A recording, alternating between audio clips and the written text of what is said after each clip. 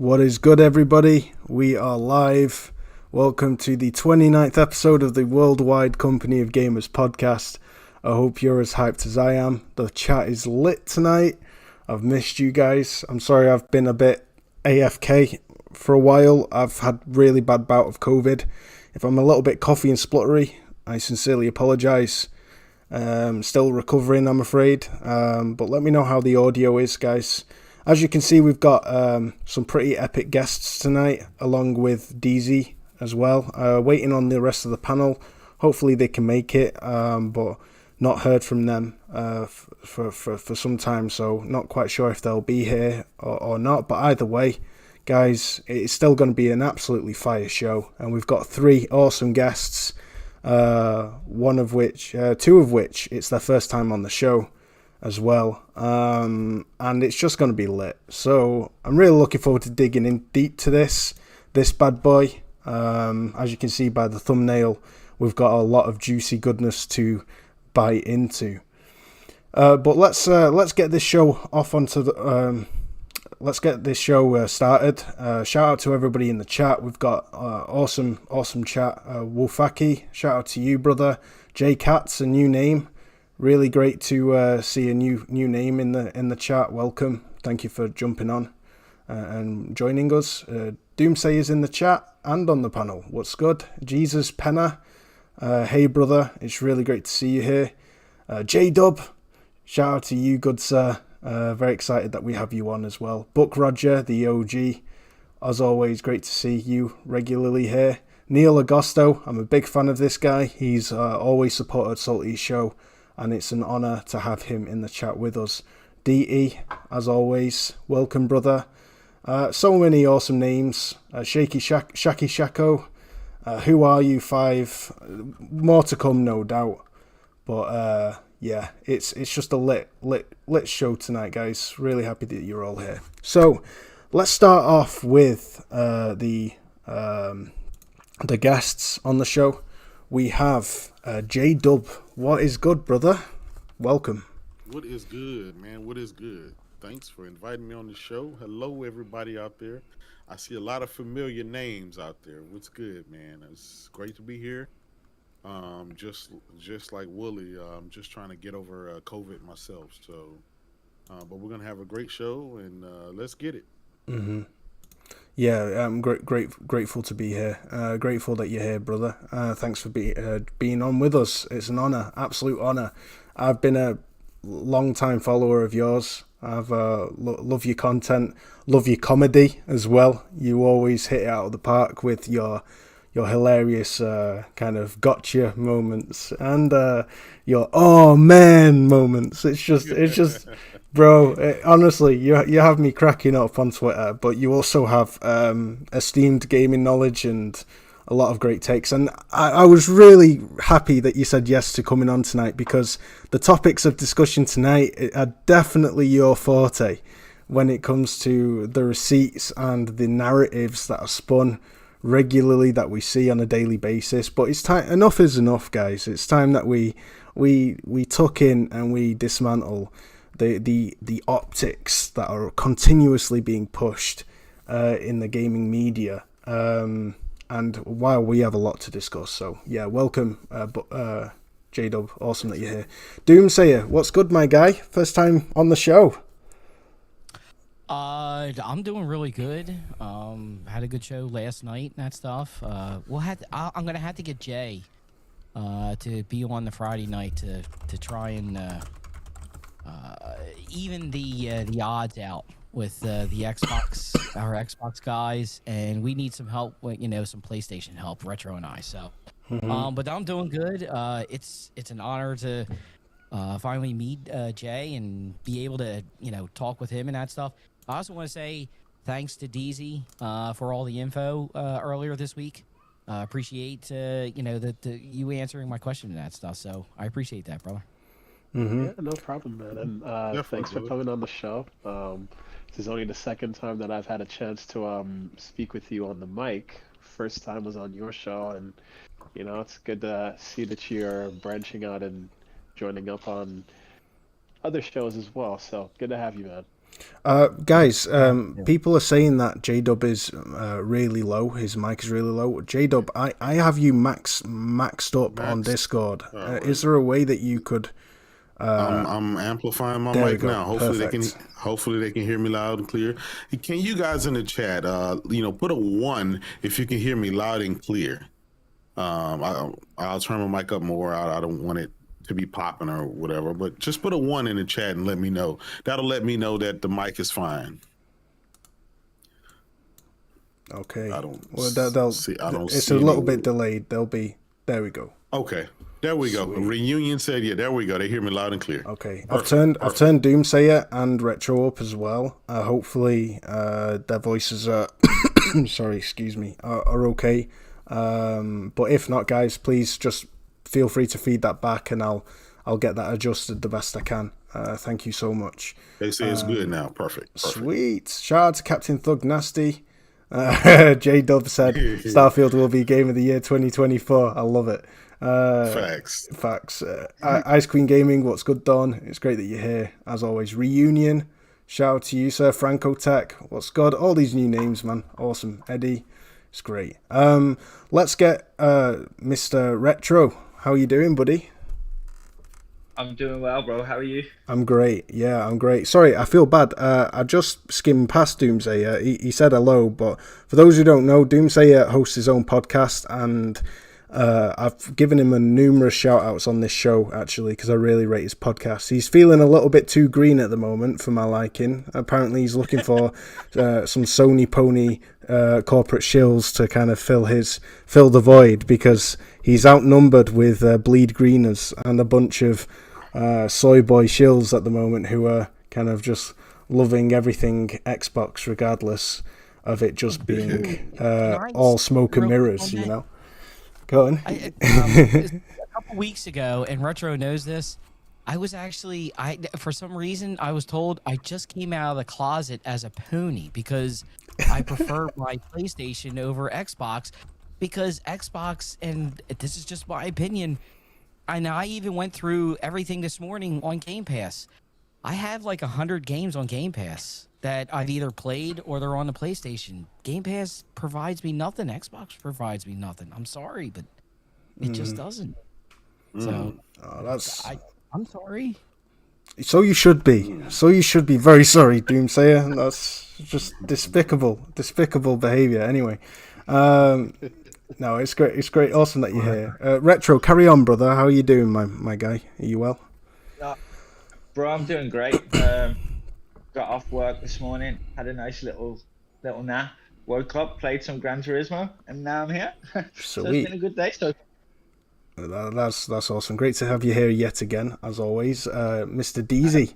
Hey, brother. I miss you, bro. What is good? I'm good, man. It's great to hear your voice. It's been a long time. Oh yeah. It has been too long, honestly. Most people know I'm going through a shit time with existential stuff within my own life. So any chance that I get to, join in on the podcast with my dudes, my brothers, it is always a good time. So thanks for having me. If I sound stuffy, everybody, forgive me, but the pollen over here in the UK is on some straight 10. It is horrible. All that American fresh air has kind of got your body not used to the UK green fields anymore. Yeah, right? Man. The pollen count out here got me fucked up. So if I sound congested, yeah, it's the pollen. He's there sucking on car exhaust pipes, kind of wishing he was back in the US where all the pollution is heavy, you know. This is the life. What have you been playing? Have you been playing any games? So, in the off chances when I do have a moment to myself, I have been playing Returnal. I was just playing through some RPGs. So I decided to give Witcher 3 a chance again. Yes. I love that game. And I got to hour 5 and I shut that bitch off. No! Bro, I'm with. I don't know, man. I don't know. I'm really trying with that one. both you and And then Retro, you agree with him? Yeah, I'm on his Both side of here, you can man. get the fuck off my podcast. I'm sorry. yeah, I'm trying my hardest with that one. I finally got around to beating the DLC for Final Fantasy VII Remake. Nice. Intergrade, was it? That Yep. was pretty good. And the reason why I got back into it was because Rebirth was just announced. So I was like, you know what, let me go get into this shit right now so I could be up to date. And yeah, so Awesome. We're going to be touching on Rebirth tonight. If Chris Righteous is listening, congratulations, shout out to him. He was spot on. He was bang on the money with regards to that game. He said some things about it way in advance, and he is feeling very vindicated right now. And it's very exciting to read all about just what is happening with Final Fantasy Rebirth. It looks like it's going to be truly incredible, and we've not even seen scratch the surface really of what we've seen. But let's just put it this way: the dev has said explicitly outright that the SSD tech was needed for the direction that they're going in this game. So Next gen only. Next gen only. And no, we don't mean Gotham Knights next gen only. That's shit. We mean actual next gen only. So that's awesome. Awesome to hear. But yeah, shout out to Chris Righteous. So let's get on with the show, guys. Let's get these main topics covered. What should we start off with? Should we just go in there with Ragnarok? Ragnarok is coming, guys. God of War.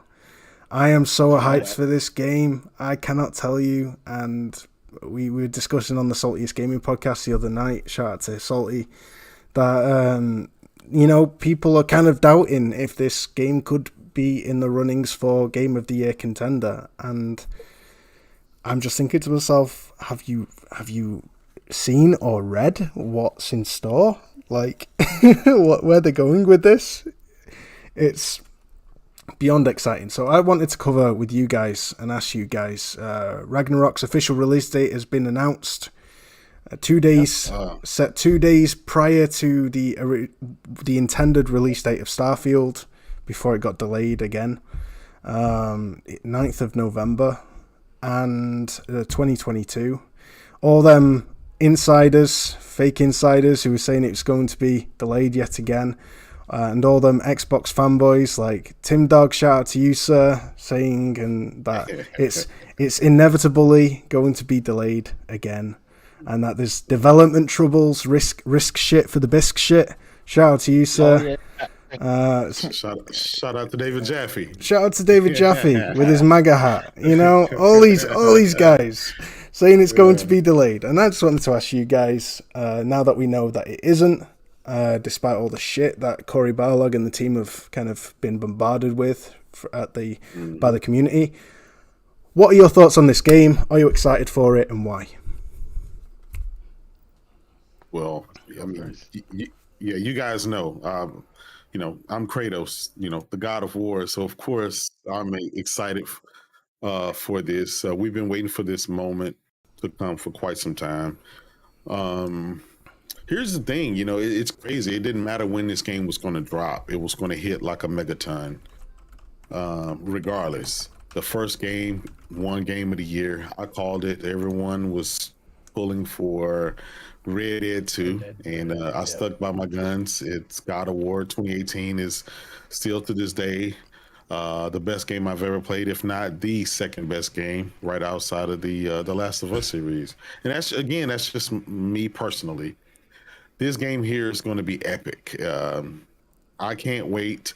That date, which I was hoping and praying, and I kept tweeting out to Cory Barlog to make it that date. I want it to be the same date as Starfield. I wanted to see those two games go head to head, only because we hadn't at that point seen anything from Starfield, and that fan base swore up and down it was going to be the best game ever made without seeing any pictures, without seeing any actual gameplay.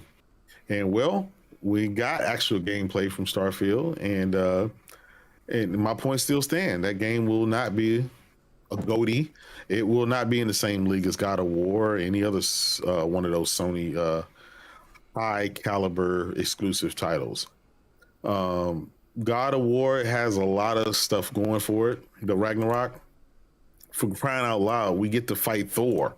How epic is that fucking battle going to be? I mean, if you guys thought that the Baldur fight was epic, wait till you see what's going to happen between Kratos and Thor. I want to see what's going on with Atreus. Now that he knows he's a god, now he's getting older. Can he keep his powers and his attitude in check? Will he go rogue as he did in the past? Will Frey, right? Obviously, we saw in an early trailer she tried to attack Kratos. What's going on with that? Will she be successful? The World Serpent. Will we see the World Serpent again? It's just a lot of stuff that's left, for us to speculate on.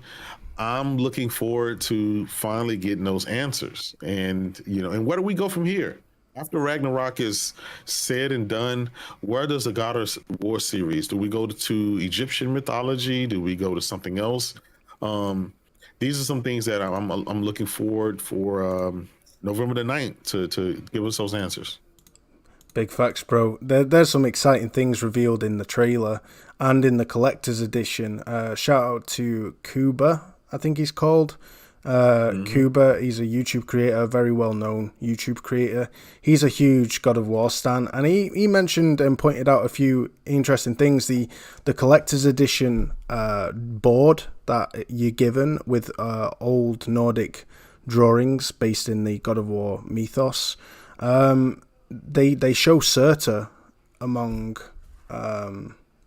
sorry bro, my connection is struggling right now. I'm having serious connection issues. Apologies, guys. If you can hear this, I really apologize. Just trying to get this fixed. Bear with me. Just in the red at the moment, really badly. I don't know why it's doing this. It's really frustrating. Okay. Can you guys hear? Okay, everyone in the chat. Is everything okay? I put 1 if you could hear us fine. Yeah, we're back in the green now. Sorry guys, I have these dips, and sometimes they don't happen at all. Other times they happen every 3 or 4 minutes. I have a really strong dip, and then it's okay again for a period of time, then another strong dip, and I just can't seem to get it fixed, and it's really frustrating me. And I apologize to everyone who's affected by it. So carrying on, it shows in the collector's edition board, it shows pictures of Surtur, among the mountains of Muspelheim. You can actually see Surtur, and it as well as Fenrir, which we actually got a good showcase of.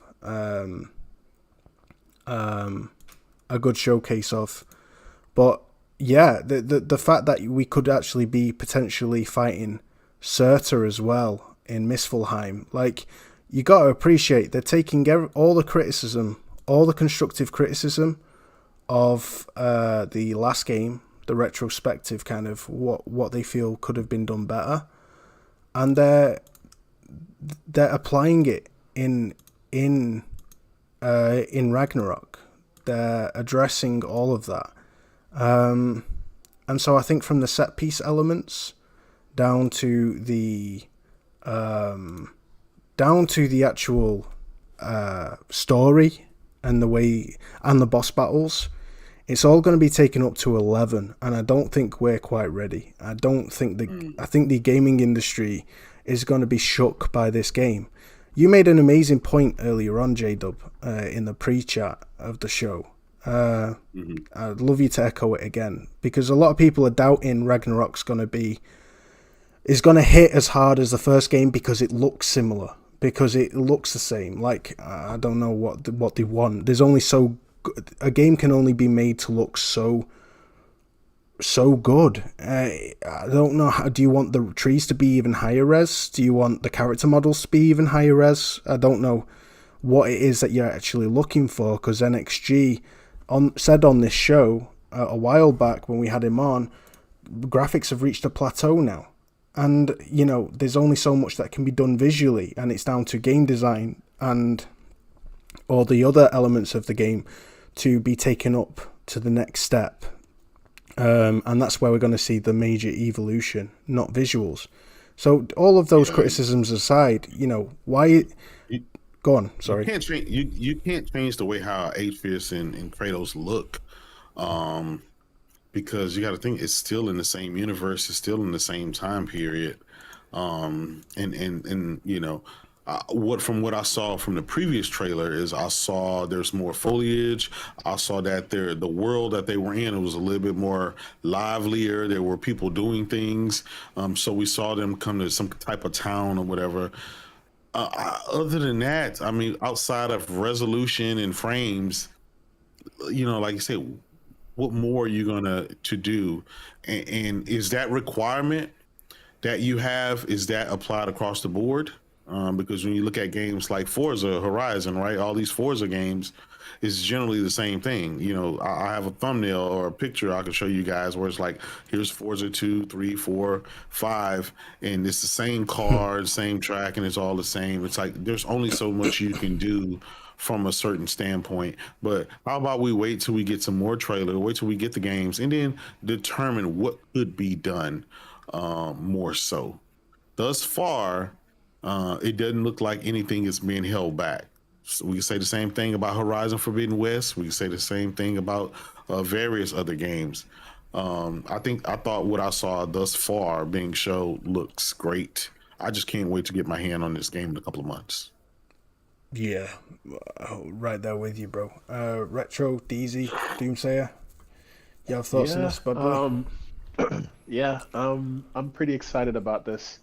Personally speaking, there's things that I'm very, very curious about.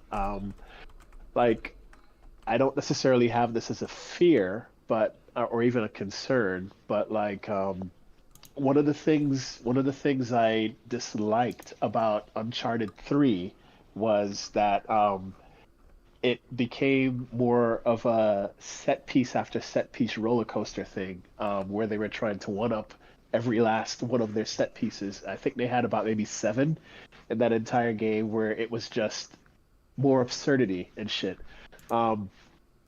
And for criticisms of, and relaying that to God of War 2018 and the criticisms they had for reusing bosses and whatnot, I hope the diversity of the bosses that we have don't necessarily just come on as different moments for just literal set pieces after set pieces after set pieces, just to say that, you know, they have all these new bosses in. Obviously, God of War is known for their over-the-top, larger-than-life boss battles that they've kind of leaned into since God of War 3, you know.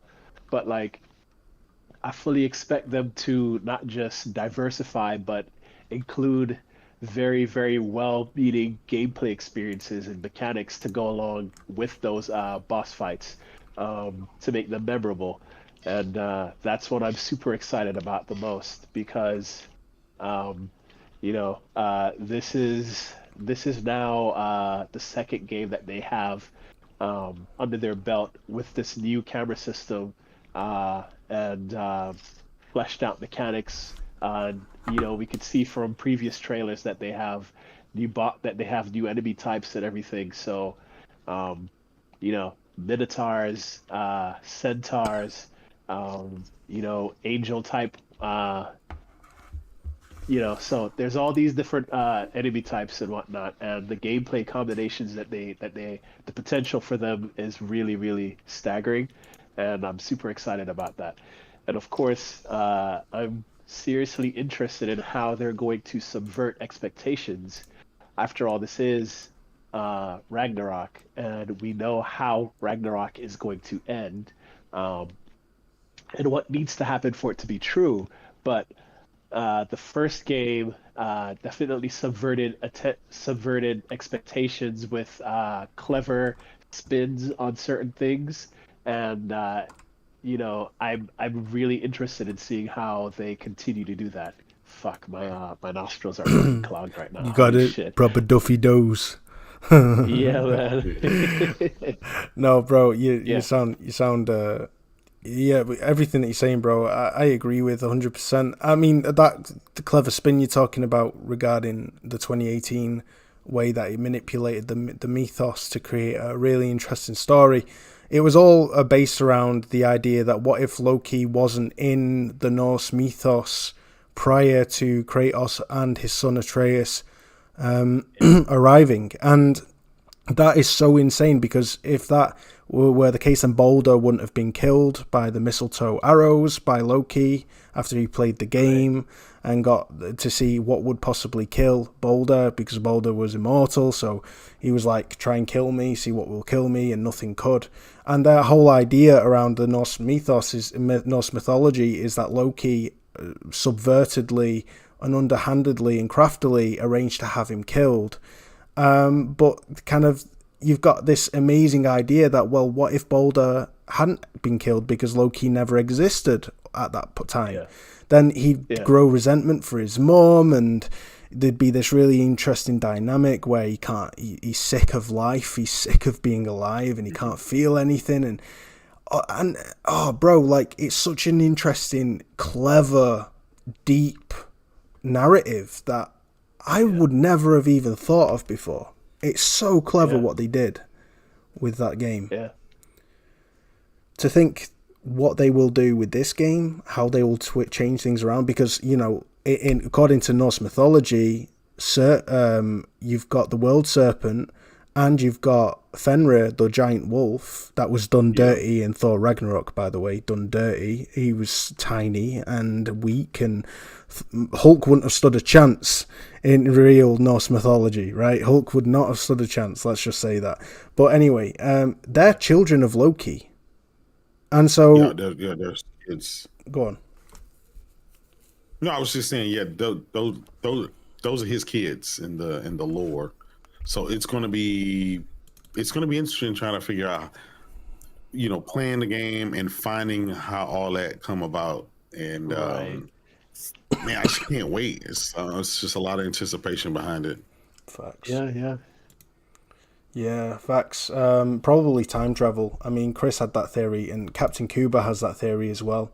And looking at the dwarves' ability to kind of jump between dimensions as easily as Odin could, it's very possible that Kratos and Atreus will be jumping through time.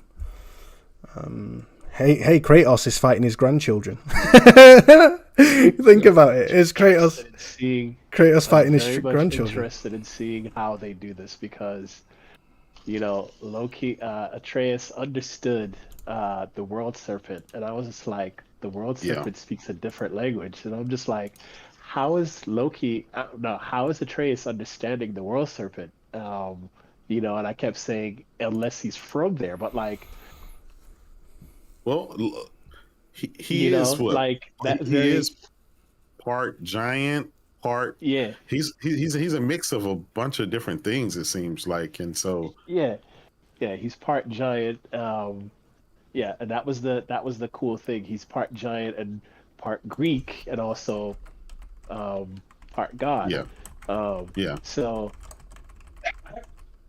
it's an interesting dichotomy or combination of things that's made this mythos and the creative liberties that they've taken. So I'm interested in seeing how they tie how. I'm pretty sure Angrboda is gonna give him a lot of those answers, and I'm interested to see how they tie that in with this. She teased it in the little trailer that she said you'll get your answers, at least some of them. So it was man, I just can't wait. I just can't wait. Right, it's gonna be a sublime experience. And I think people are gonna be really, really surprised with how how well that narrative. I could tell you for a fact, there are few video games that I study narratively, because I'm a writer, and the last video game that I've been writing on, I've taken a lot of creative liberties and creative study from, things that have influenced me, like The Last of Us, Uncharted, Years of War, and then of course God of War as well. So like, I'm really, really ready to study this game and see just how deep and how many stones they've gone and turned over to make sure that we get a fully complete story that does not leave any questions answered. And for people who've played the first game in the Norse mythology arc, if you got into Jotun, Land of the Giants, that very last thing where they're showing prophecies and everything and all the stuff that they've done on the wall. Yeah, I'm interested to see how they're going to do that, because Corey said that one of Kratos' struggle is seeing the prophecies on the wall and kind of worrying or wondering if his son is going to actually kill him. And yeah. So like, I'm really interested in seeing how that works, how that's going to what if this is a finality thing for Kratos, or is there some sort of twist at the end that will say, hold up, our boys aren't going just yet? Maybe go for it. Yeah, go ahead. Sorry, go ahead. Actually, I want to ask everybody here, DZ, you saying about that, what would everybody here think if they actually killed Kratos off? What would you guys do? I mean, how would it affect you? For me, speaking, I am all for it. I'm like, go kill a character. None of your characters in good writing. The Last of Us Part 2 all over again. Yeah, no, for me, none of your characters should ever have plot armor. None of your characters should ever have plot armor. If you are a skilled writer, take Kratos from me. That kind of thing. You writers are horrible people, You're horrible people. Go on, Retro. Say that again, bro. I was saying you writers are horrible people. Breaking hearts for no reason. I've lost Joel, and now you're ready to lose Kratos. It's not right. I agree. Yeah, well, I'm Scorsese, man. I knock everybody out. There ain't nobody that is left. Listen, like, for me, I think strong storytellers are able to write good stories compelling stories where no character is ever truly safe. And it is very, very tricky and difficult to pull that off. So, people are still upset about Joel dying 2 years ago, but like, honestly, how poignant is that damn story? Yeah. How good is Abby's story? How good is Ellie's story? How strong is the cast without Joel? You feel me? Like, you can see it. So, like, but DZ, you sitting there saying that, you being a writer, but you knocked it right on the head. A good writer is able to just not build one character, but he's able or she's able to build characters around even the main character that, just like you sat there and said, that can actually, keep the story going. Yes, you do bad for the main character being, killed off or whatever, but those characters are able to still, carry and build that story in that. That's a good story writer. Yeah. Well, I'll tell you guys this. This is my theory of it. I went back, got my Steam Deck, and I've been playing God of War again for like the 20th time. And every time you go and play it, you find stuff that you missed from the previous playthrough. And I remember when Kratos was on that ship and he ran across his dad, and then Atreus saw it, but he spoiler alerts, yeah. guys. Spoiler alerts. Yeah. sorry about that. But listen, Don't be if daft. you Don't hadn't be played God of War I 2018 by know. now, I'm after it's just been telling. free, I'm just telling. yeah. No, you go ahead with the spoilers, bro. Spoil this 3-year-old game, 4-year-old game. Atreus, put it like this, okay, and I'll try to put some blocks. Atreus saw Kratos' dad. He saw his dad and he pretended like he didn't see anything, but he saw it. And so that tells me Kratos knows more. I mean, Atreus knows more than he's putting on. He understands a little bit more than he's putting on. He don't understand all of it, but more and more of it comes to him. And he saw what his dad did to his dad. So basically, he saw his dad kill off his granddad, and he saw that, and he can put 2 and 2 together.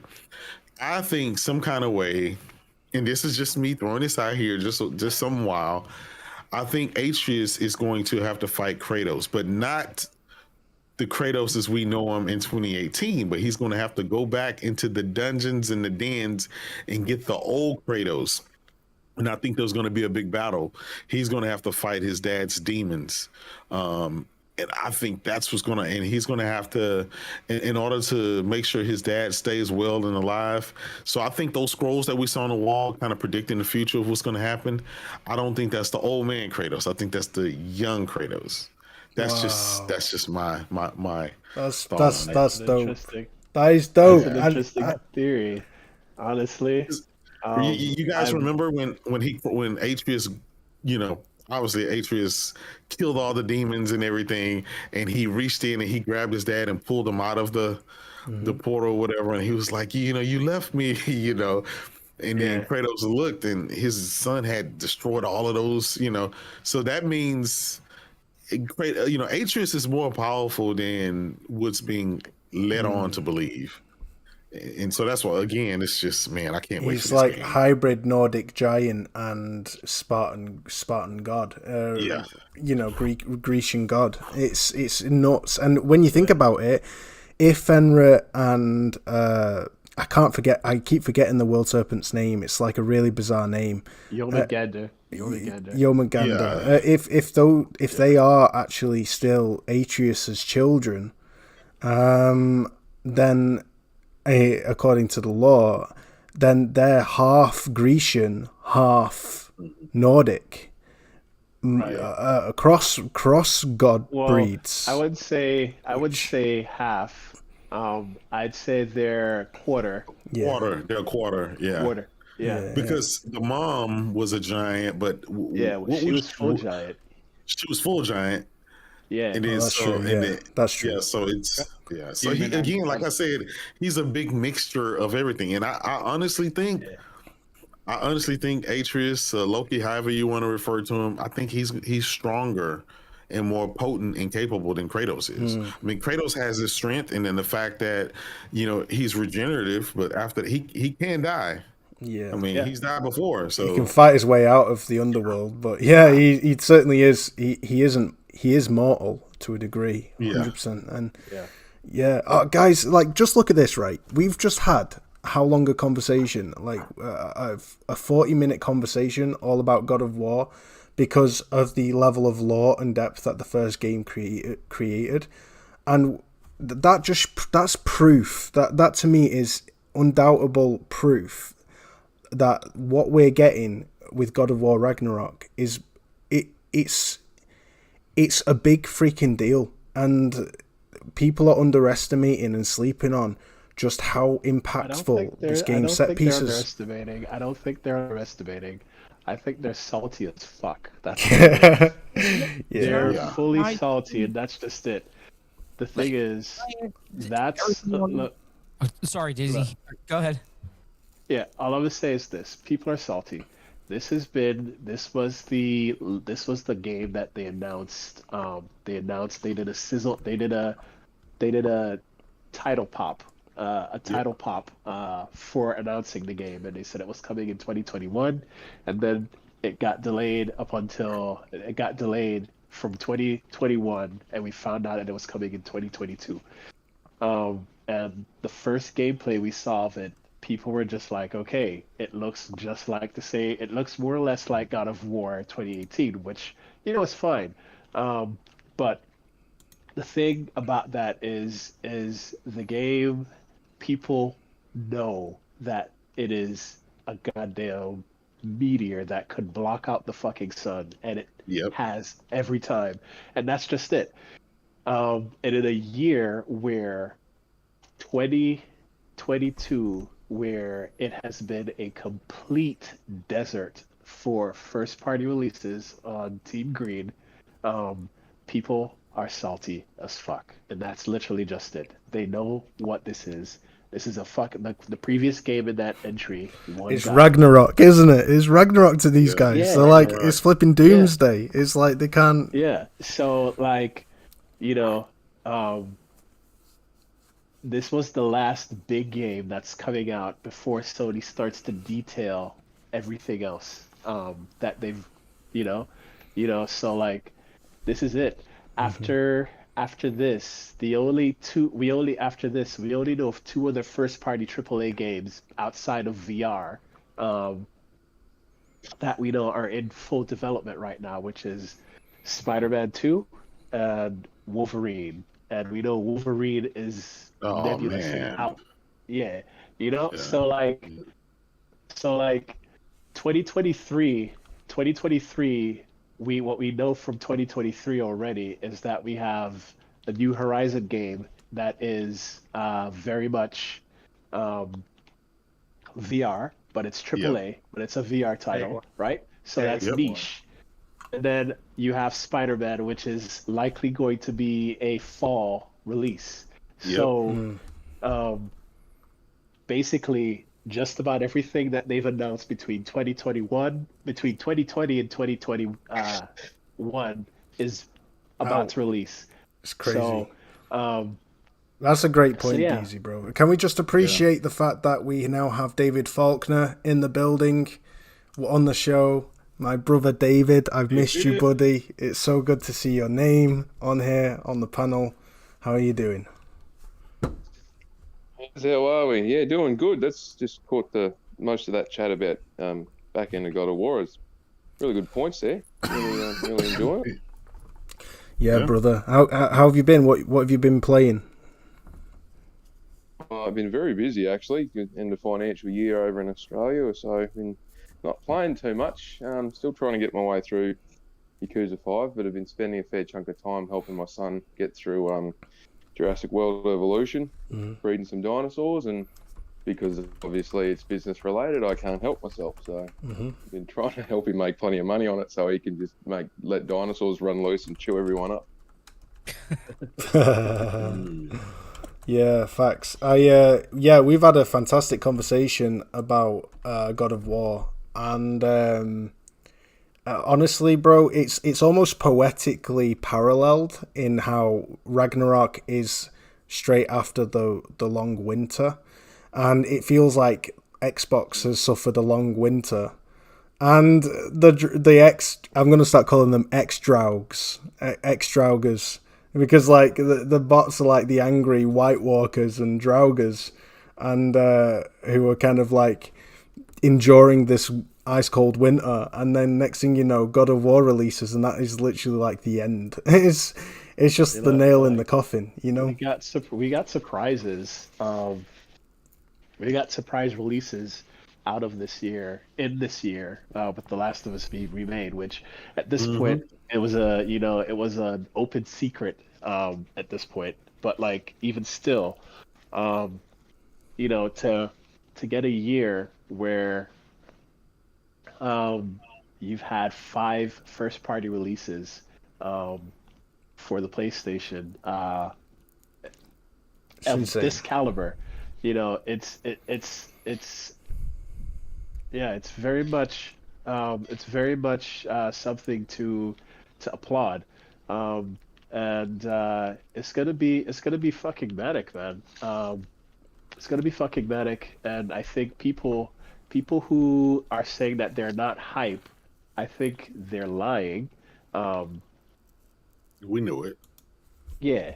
You don't get 20. You don't get 25 25 million sales, with folks saying that they're not ready for it. Like, come on, stop the cap. Yeah, and yeah, it's full on cap, and like I'm very curious to see how this game is gonna perform because Sony has said it themselves. Like this is for them, this is the biggest game of the year. So like when you have for them to consider God of War 28 God of War Ragnarok to be the biggest game of the year when Rise of Forbidden West. The Last of Us remake, and that is a beloved game. Like you have that coming, and that's not even considered the best of the best that they got this year.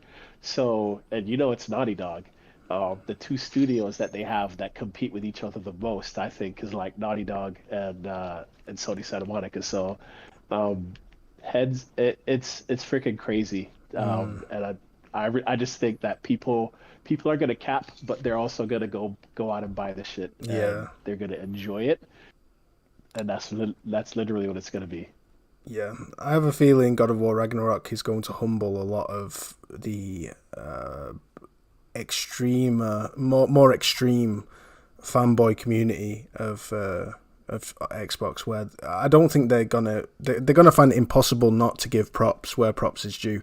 If they play that game, they're gonna be so blown away by the story, the set pieces, the action, the gameplay, the visuals. It's everything you. Oh, man, I'm so hyped. So yeah, same. Yeah. Does anybody have anything else that they want to add before we move to the next topic?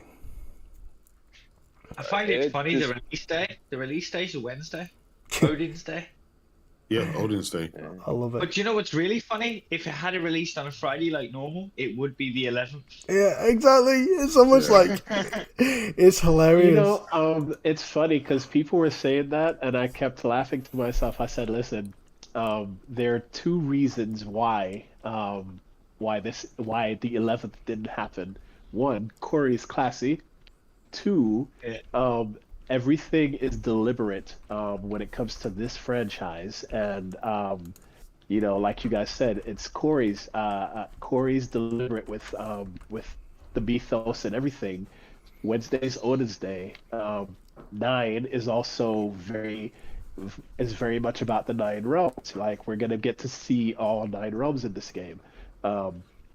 So I said it on a thing on Twitter. I was like, if this was Andrew House back in the day, if Andrew House was still at SIE, president of PlayStation Worldwide, I guarantee you he would have been like, nah, put that shit at the 11th just to make some bitches salty. Like, he definitely would, you know? So, like, Corey's classy, and yeah, it's just different leadership, which is why this didn't happen. And you know what? I'm actually happy about it. Like, while the fan of me would want them to be petty just to kind of make, you know, I'm also just happy that he's not necessarily petty in that way, and he respects his compadres and not try to mock them, because, you know, that's just the kind of guy he is. He's got candor, good candor about him. Yes. Yeah. Facts. Preach. Yeah, fuck that. I'd take the shot. I'm sorry, I wouldn't. I'm petty like that. To be honest though, Retro, being fair, it is kind of vindicating that they normally would release the game on a Friday, and Friday, like Jay Barry said, falls on. J-Dub. I said Jade Barry then. I do apologise, J-Dub. The fact that J-Dub said, you know, Friday does fall on the 11th. I think it's the elephant in the room that said that, and that's enough. I think that in itself is kind of enough to where, you know, we'll give you this mercy and release the game 2 days sooner, so gamers can play it 2 days sooner, because that's Odin's Day. But it would have been the 11th, just so you know, because it's that week that they're releasing it, where normally it would fall on a Friday. And I think that says enough, in my opinion. I'll be honest. Microsoft could not have dropped Starfield on the same day as God of War. The two are not even. They're not in the. They're not even in the same. The same region. That would be crazy to do that. But it was just funny because I was just hoping and praying that God of War would launch on that same day, because I did want to see those two games go head to head, just to kind of get some fun out of it, right? And you know what it is I've noticed to do? The hype up like the sales of their previous games as some kind of like proof that Starfield's going to sell well, right? But they forget that you basically cut off the fan base that buys your games almost the most. Sometimes it's back and forth with the different releases, but you cut off at least half your fan base right there. So there's no way Starfield's going to reach those numbers.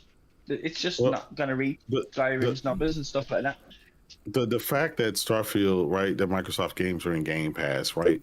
So the barrier entry is free practically for the most part, right? The game is for free.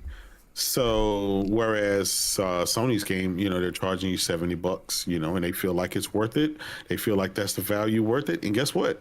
There's 25 million motherfuckers that are about to spend $70 for this game because they deem it worth it.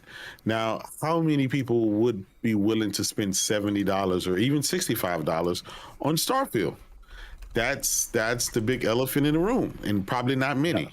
And that leads us to where we are now. From what I've seen of it, it needs a lot of work before I'd even be willing to pay for that. Guns coming out the top of your head and shit, the bullet. Not having it.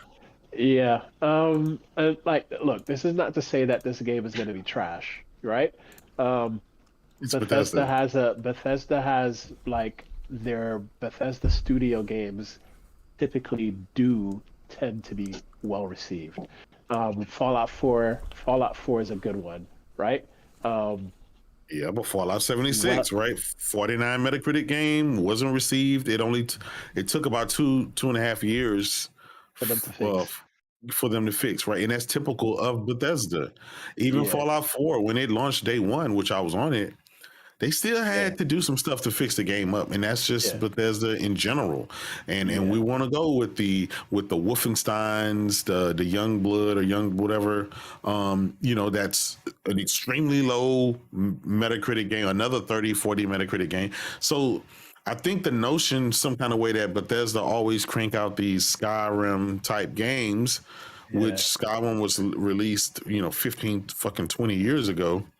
At this point, people are still riding on that coattail of something that happened 3-4 generations ago, right? That's how bad it is. But gamers more so are like, what have you done for me lately? Show me your pedigree lately. And when you look at the last games that they put out, it technically Fallout 76 is the last game that they put out. And again, that's a 40-some Metacritic game.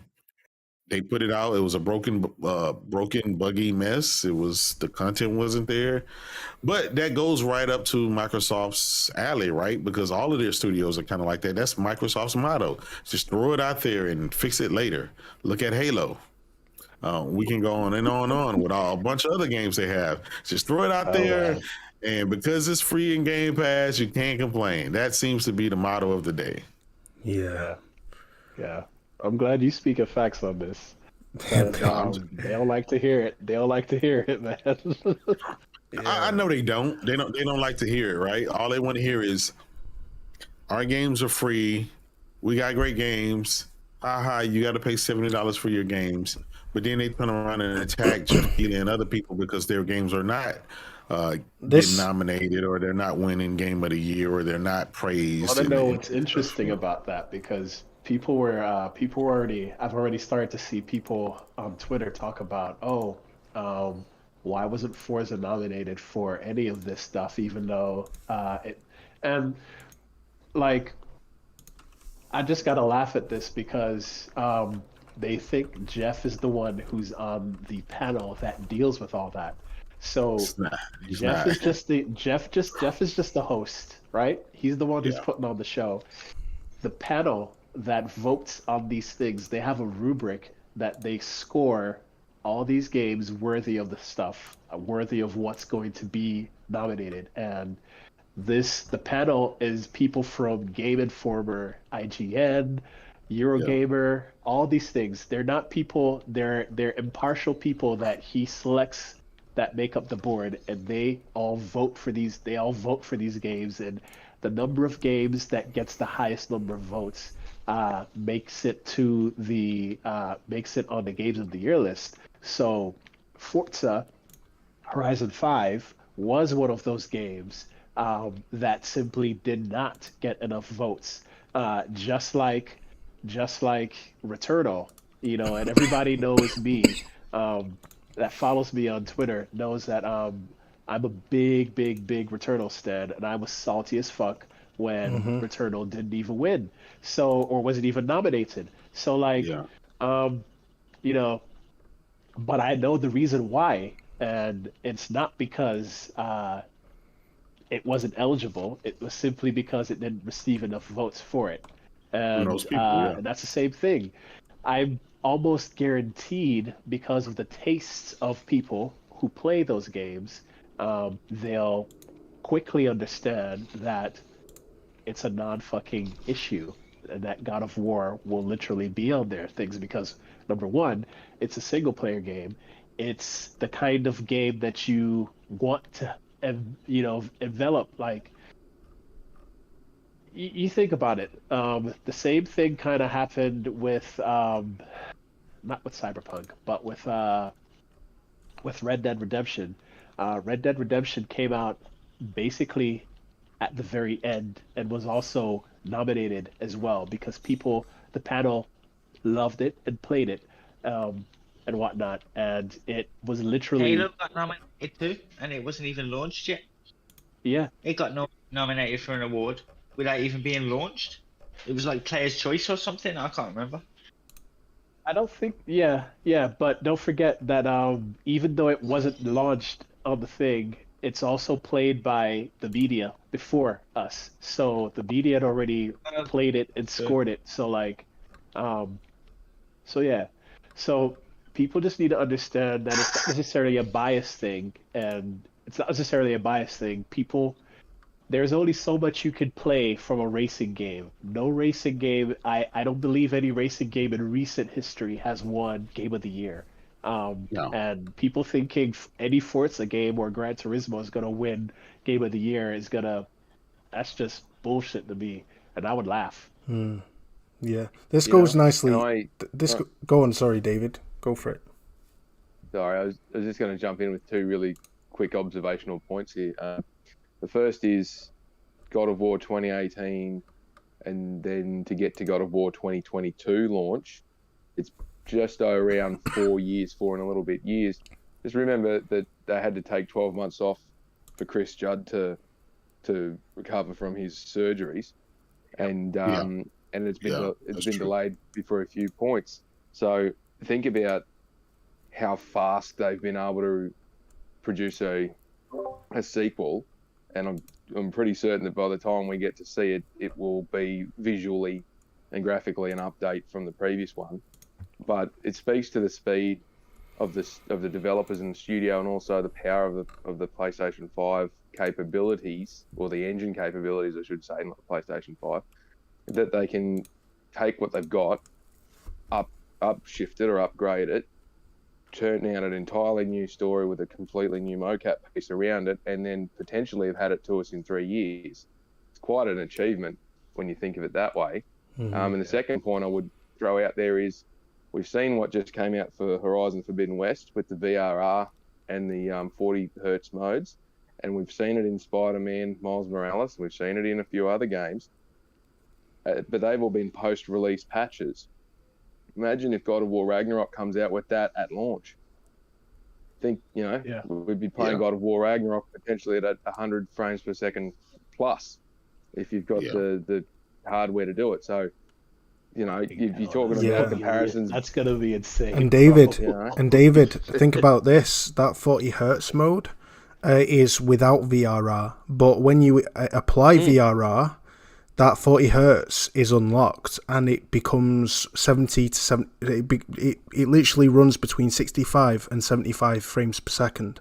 There's a 75% increase in frame rate on average when you're playing a game, when you're playing Horizon Forbidden West at 40 hertz mode or on a VRR television, because it uncaps the frame rate completely. So you're playing a fidelity mode.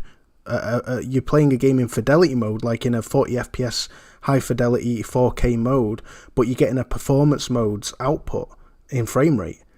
It's ridiculous. Exactly.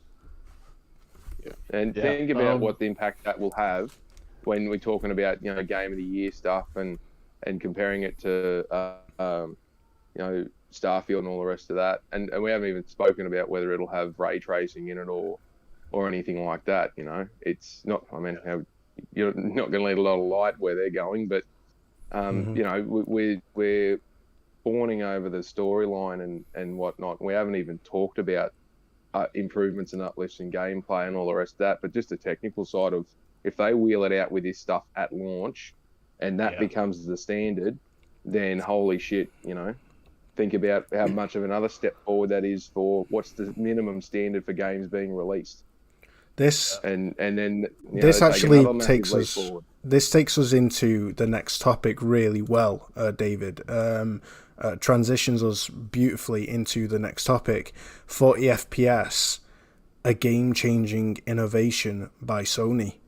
And it is an innovation. I mean, Insomniac were the first team to do this, right? I'm right on that, correct? And it was ingenious. Anyway. In consoles, they in essence, they tripled it to 100. They doubled it to 120 hertz, and then divided it into thirds. And I think what you're trying to say is the container in this sense is 120. Yeah, is 120 hertz. And then they third it. However, the frame pacing sync evenly syncs between 120 three times, you know, at 40 frames.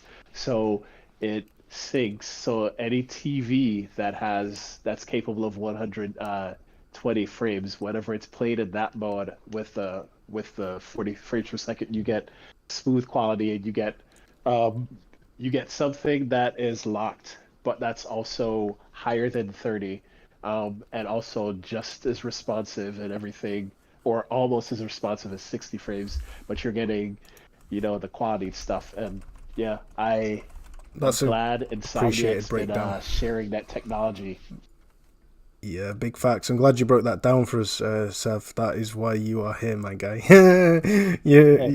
Honestly, for those without the technical know-how like myself, it's appreciated. But yeah, although you need a 120 hertz TV or monitor for that, I'm right in saying you don't need VRR for that. But VRR will boost that 40 hertz mode. At least that's what NXG brought up on his latest video. I actually wanted to play a clip of this for you guys, and it's flipping incredible. Shout out to NXG, man. We're going to be getting him on the show again. He's more than happy to jump on with us again, because the last show that we had with him was absolute fire. I'm sure you'll all agree, for those who saw it.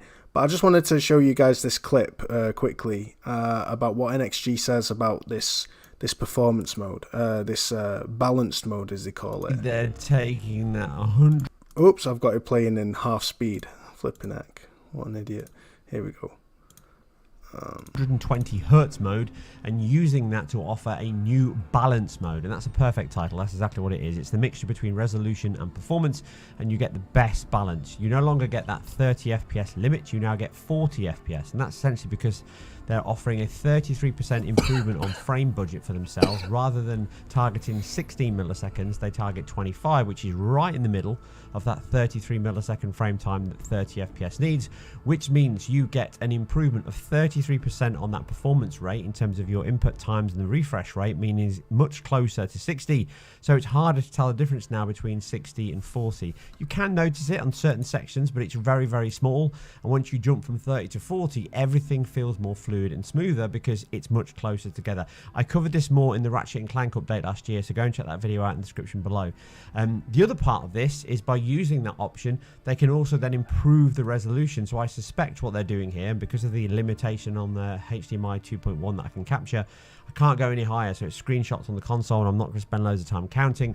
But I suspect, based on what they've said in their patch notes, and obviously looking at the visual quality here, they're now targeting a checkerboarded 4K rather than the checkerboarded 1800p, and that's because they can claw back that performance, and by turning off that limitation in terms of VSync, which VSync has a cost, again, I've covered that in the God of War video, this is the main point. They gain some of that performance back, which means they can improve that resolution scaling target. It's still dynamic, I'm sure, like all of the modes are dynamic, and therefore you get sharper image quality, smoother frame rates, and overall just an improvement to what you've already been enjoying. And if you haven't finished it, then you can dive back in and enjoy this beautiful game. You can see some comparisons here to the patch 1.12 that I used here. So it's much better than the launch code, both in resolution and performance. You can see the visual quality, that flickering, and the improvements I've covered on IGN in terms of the improvements to TAA, the improvements to their checkerboard solution, using more data and stopping that blend. So how they render the alpha effects, all of that has been significantly improved. So now you no longer get that flickering and move around. It's far more stable, far cleaner, and all of that is carried over to this latest 1.17 patch. It's a visual tour de force, it's a visual treat, and now it's even better, just showing how much they're getting out of it. But they've gone even further than that. Sorry guys, I know this is going on a little bit, but I wasn't at the right point. I thought I was. He's about to go into it now, and basically he explains how if you have a TV with VRR, what you can in essence achieve with the 40 Hz mode. Obviously not wasting any time with this one-upmanship from each other, which I absolutely love. Competition breeds this, and this is why I always say you need it.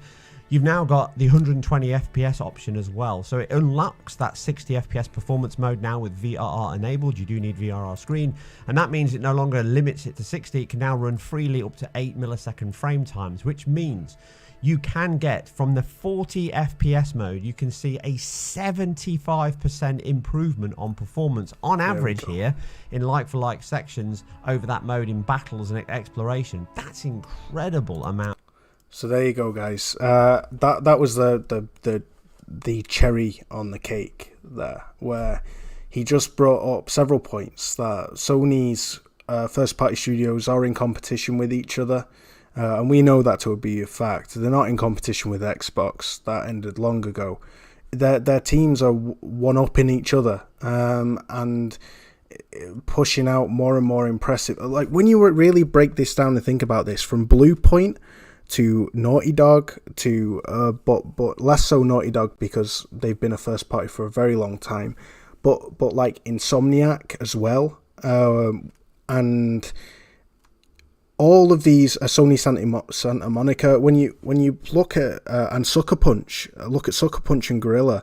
Like, when you actually look at what these first party studios have been achieving in this last 10 years, it's pretty mind blowing how they all seem to be absolutely flourishing creatively and in terms of their talent and their technique in how they're creating these games.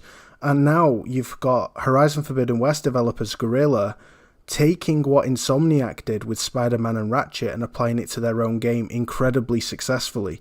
We are getting literally uncapped frame rate performance mode, the 60 FPS mode, which takes you up to around 100 FPS. But even better than that, you're getting the 40 FPS balanced mode, which is uncapped on a VRR television and giving you around 65 to 75 frames per second, which is in essence a performance mode, but with the fidelity of a graphics mode. That is just nuts. Especially for a game with Horizon Forbidden West's visuals. Yeah. And it's open world too. Massive. So like, they're it's insane stuff, bro. It really all is. I was saying is, look, it goes. Yeah, PlayStation really is home to the best technicians, and I can't wait. I can't wait for Fire Sprite to show y'all what they've been doing. So I'm excited for that. I was telling J-Dub before, you know a lot about Fire Sprite's developments. Yeah. So how exactly is this such a game changer? I mean, I don't know if... I know, David, you were about to say something before. Yeah, I was just going to make the point, that the 2 points I raised with God of War, and DZ will probably be able to clarify a few things here that I'm a little bit more high level on. But, you think about the hardware that Sony told us was in that PS5, and so far we've seen mostly cross-gen games from the first-party studios. So all their dedicated stuff hasn't really cracked into the full potential of the Tempest engine or the Geometry engine, or is utilizing the case scrubbers and all that hardware debottlenecking stuff that they've built into it necessarily as its main focus point, because they've still got to worry about the PS4. But man, they're investing time and money into building better hardware tools and better utilization of their hardware tools through their software tools, to a point where, as I said, we'll see God of War 2022. It got delayed for 12, 18 months due to, illness, injury, and a few other finer tuning things. But if they did this last 6 month delay, basically, because we knew when they announced 2021 that it was likely to be early 2022 anyway.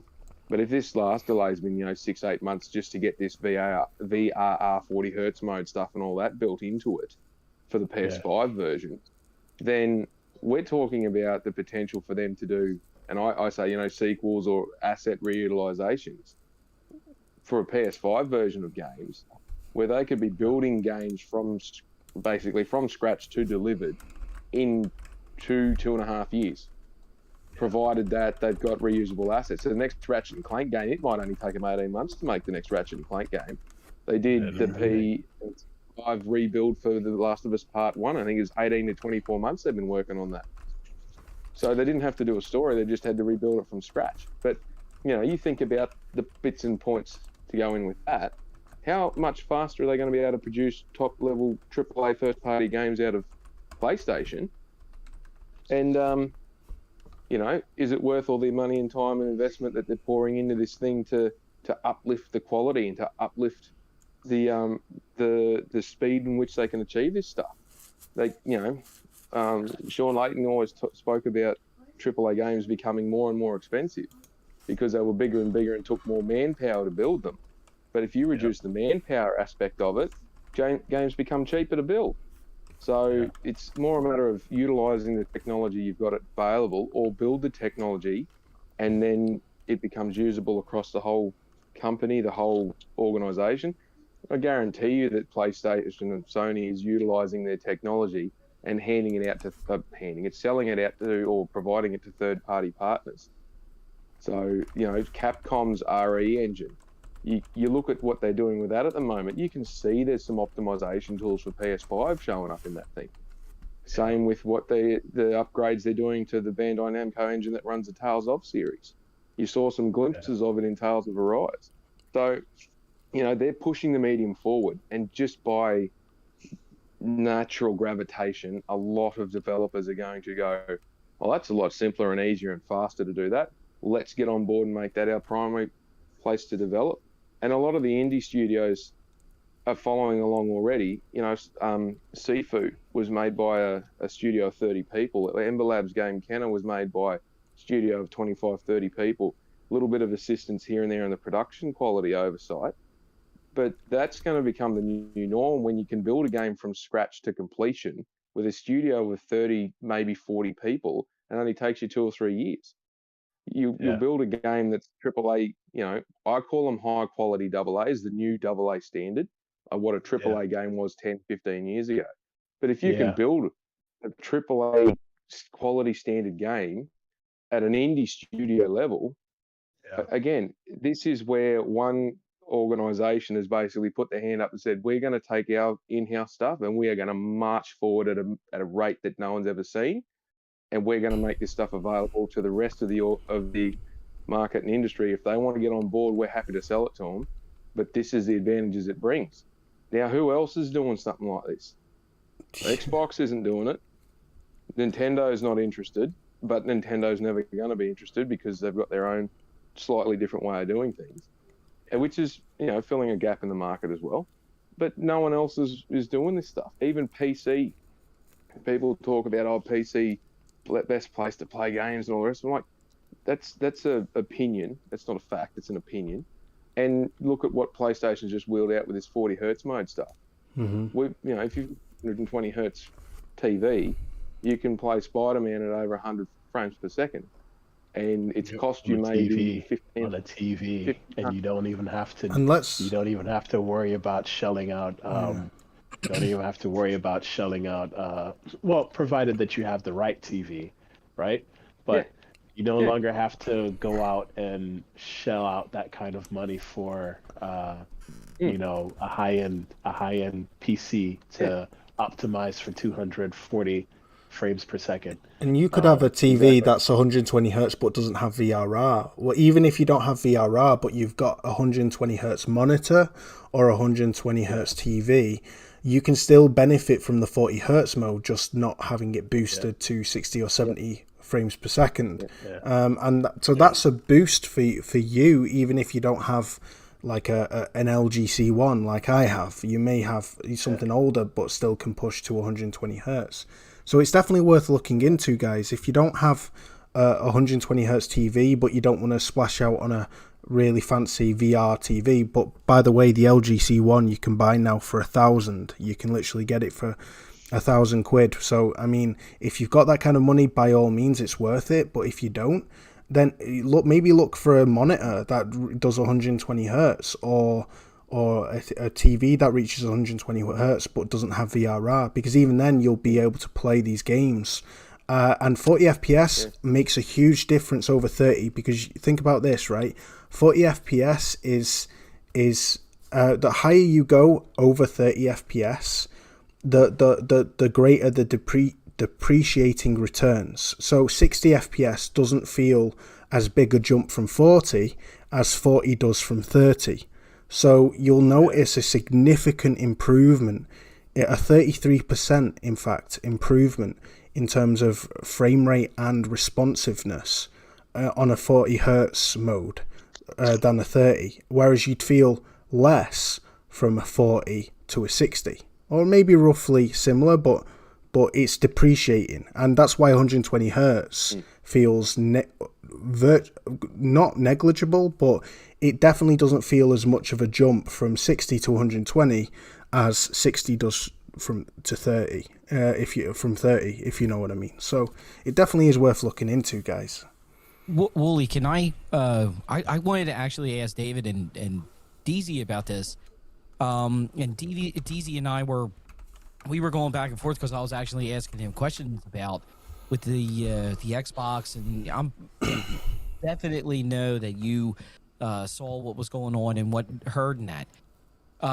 So the two questions I have is okay. So the one with this update and that, and what David was actually talking about, can that help with them bringing their older games back too in better shape? They're running better, they look a little bit better, things like that. And then also specifically to DZ, is this the reason why Sony didn't go the way Xbox went with this full RDNA2 mumbo jumbo stuff, and they went with, I call it the Armageddon effect. If anybody ever saw the movie Armageddon, Bruce Willis is sitting in there and they're in the ship and they're throwing all that. What do you need? This and this and this and this and this. That's the way that I looked. Sony went and looked at the RDNA2 and said, we don't need these parts, but we're going to put our stuff in here to make our stuff run better, look better, things like that. Am I wrong on that? Or, I mean, I just wanted to ask that question. So, like running things at 40 frames per second within a 120 hertz frame buffer is or frame container is not necessarily something that's owed to RDNA2 or anything. It's literally just more about horsepower and whatnot, and how to effectively get more frame rates with while getting great graphic quality. And so that is more so an innovation of what both the systems are capable of. Xbox and PlayStation 5, and even I would even say the Series S, they're capable of doing similar things like that. The thing is, the only ones that are running forward with that kind of thing is PlayStation, because their devs are consistently trying to innovate and give more out of the box. So that isn't necessarily something that's tied specifically just to RDNA2 or anything. It just comes down to talent with whatever is in the box itself.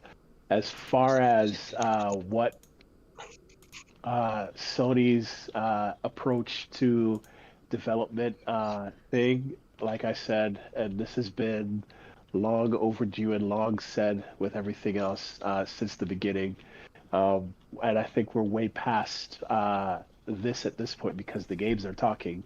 You don't need to have you could say you have all these features and whatnot, but are they conducive to video game development in the way that makes meaningful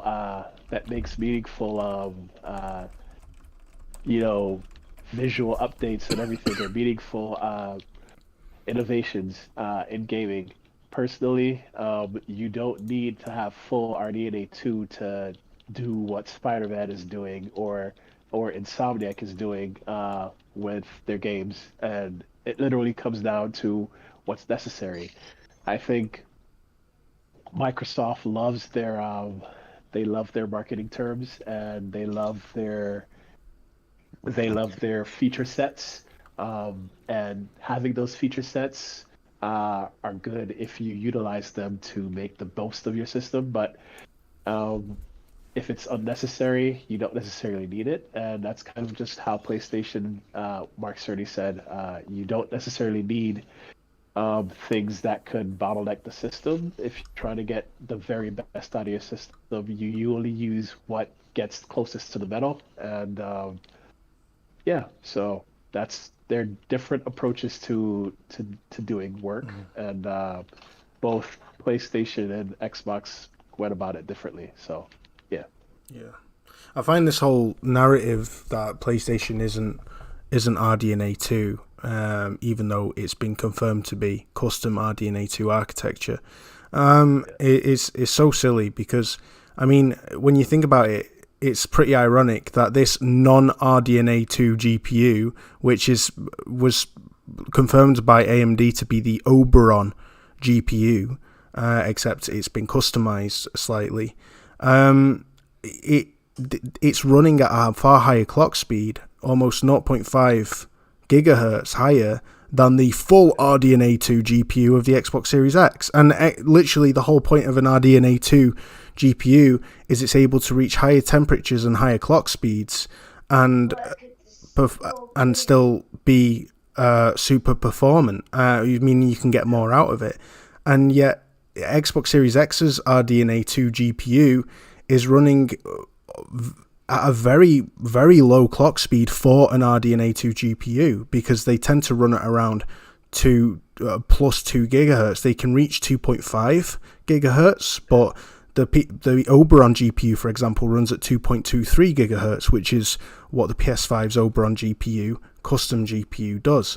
So it's all very ironic to me that, because it's custom and not full RDNA2, these literally the most popular Xbox influencers out there have been spinning this narrative that it isn't about the games. It isn't about what how the games look or how they perform. It's got jack shit to do with the quality of the games that they're getting. It's just this kind of semantic that they want to almost rest their laurels on in some kind of faux comfort. Oh, that's the difference. It's about winning. Yeah. It's about winning or having paper. Or like I said, Microsoft knows how to market. And they're marketing they know how to market their tech. Full RDNA, all the stuff. We have a plethora, we have a full platter of all this stuff, which is great. You have all those features, but how are those features making your games work? Facts. Yep. Are they making your games look and run better than what's on PlayStation? The serious feature box. That's what I'm going to start calling the Xbox Series X, is the serious feature box. And yet none of it has made the slightest bit of difference for most of those games. Most of the games that are released that are multi-platform has in one way, shape, or form either matched the PlayStation or been better on PlayStation in one way, in like either visuals or I wouldn't even say visuals. I would say in pixel resolution or frames. Yeah, DZ, literally the best implementation of ray tracing on the Xbox Series X is Doom Eternal. And it looks phenomenal. It's stunning. It's gorgeous. But the same ray tracing implementation is on the PS5 version as well. So, I mean, it's not exclusive. It's not an exclusive that is pitted head and shoulders above the competition, because it's on the competition. It's. I'll tell you guys. Hang on. Go on. Go on, J-Dub. Okay, it was again, a lot of these, it was just really just a lot of the Xbox fanboys wanted the Xbox to do something or to have something that the PlayStation couldn't. And they tried to downplay Mark Cerny when Mark Cerny tried to tell them the measure of real world performance. And the guy's like, oh, no, you're just making this up, yada, yada, yada. Then these consoles launch, and then they start seeing the PS5 clock speeds kick in. They start seeing the SSD drive and the vastly superior I/O on the PS5 kick in. Bear with me, J-Dub. Sorry, brother. I see the. I'm dropping to zero bytes right now, and it keeps fluctuating, and I have no idea what's going on. Bear with me. Sorry. Yeah. No problem. I don't know why it's fluctuating. Wow. Yeah. Oh shit! Sorry, guys. Do you think it killed the stream? Nope. It's back up. Okay, it's back up. It's back up now. Yeah. Okay. Yeah, we were in the red for a moment, and it was worrying, but there we go. I was just saying. It just really boils down to the fanboys trying to discredit Mark Cerny, not realizing there's more than one way to skin a cat. Sony has their way. They have the custom way for items that they deemed that they wanted to focus on, and Microsoft they have their way of things that they wanted to focus on. But at the end of the day, you can have the full RDNA2, you can have the rapid pack math and all the other stuff that these guys claim. But when the only games you have to showcase it is Peppa the Pig and shit. It doesn't really matter. I mean, where PlayStation again, and I've said this, and I'll down this hill.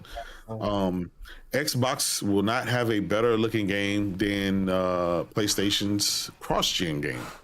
I mean, we're not talking about PlayStation's next-gen game, but I want to see something from Microsoft that just looks on par with God of War 2018 or with The Last of Us 2 or something like that. And again, talent will trump all of RDNA and all that, all the GPU and the CPU stuff, because we saw some of the best games ever created, whether it's on PC or console, running on a 1.86 T-flop system, which is the PS4. So, but I thought that, after we had this whole war with the PS4 Pro versus the Xbox One X, I thought that was going to be the end of it, but apparently it's not. But here we are. We're going on 3 years into this generation, and it's not even close, guys. I mean, these PlayStation games are otherworldly, and these are cross-gen games compared to what Microsoft has to offer, or even what they've shown. They just had a June the 12th show, and nothing from that showcase seemed like it was running on 5 T-flops, let alone 12 T-flops. I hate to say it, but it is what it is. And we're hoping and praying, maybe Fable down the line will do that. Maybe Avowed down the line. We just don't know what game will do that. What game will show off the power of 12 flops? We keep getting the same stuff that Halo gives in Forza, but I mean, Halo doesn't have ray tracing. It doesn't have any of the next generation features. It came out looking so last gen. They delayed the game for a year, and even when we got it, there's no ray tracing there. There's no next generation features. When are we going to get next generation? Besides 120 frame rates, that's about it. Well, yeah, but even then, right? The PlayStation 5 has 120 frame rate. We're talking about, in essence, the PlayStation 5 is, according to them, 9 T-flops, but let's say 10.3 T-flops just to keep it accurate, right? We haven't seen anything above that's 10.3 T-flops yet. We just haven't. And I'll be honest, I don't think we were going to get it. I just don't. For the mere fact that you're never gonna get it, not this time. No, you're never gonna get it. That should be the Xbox song. The games that they have, they're just not realistic, bleeding edge type games. All of the other games, a lot of them are cartoony. They're the art style games. Or they're the games that just really don't push the edge. So that leaves the fan base where they're in perpetual defense, where they have to downplay all these PlayStation games that look great, play great, and run great. And so that's why we end up with the cycle that we have right now. And it's pretty sad. It is. It's a sad state of affairs. It's a damn shame. A damn shame.